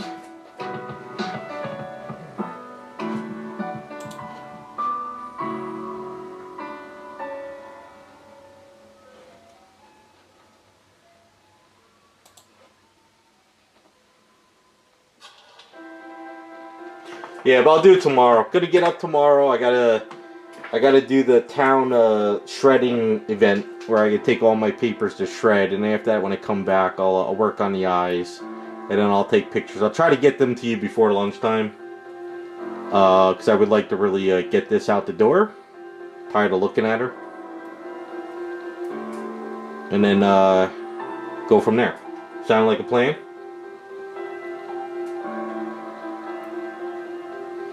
Yeah, I think the face came out great. I just gotta gloss up the lips, but I'm not glossing anything or sealing the eyes until we're done. I don't want to seal anything just yet like that and screw it up, you know. I think when you see it in person, you'll like it better. Because like I said, my studio lights pop the colors, and my iPad punches the colors, and I hate when the iPad does that, but it's just fast pictures in the studio. And I got all these studio lights too that really do a number on this.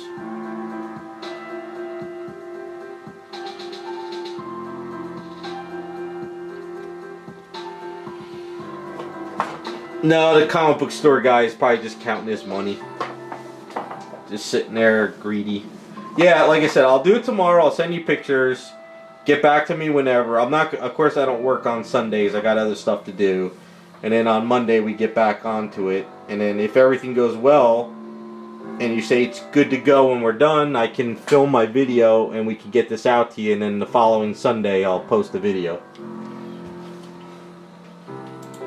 I'm sure you want to get her on your shelf too, as much as I want to get her out of the house.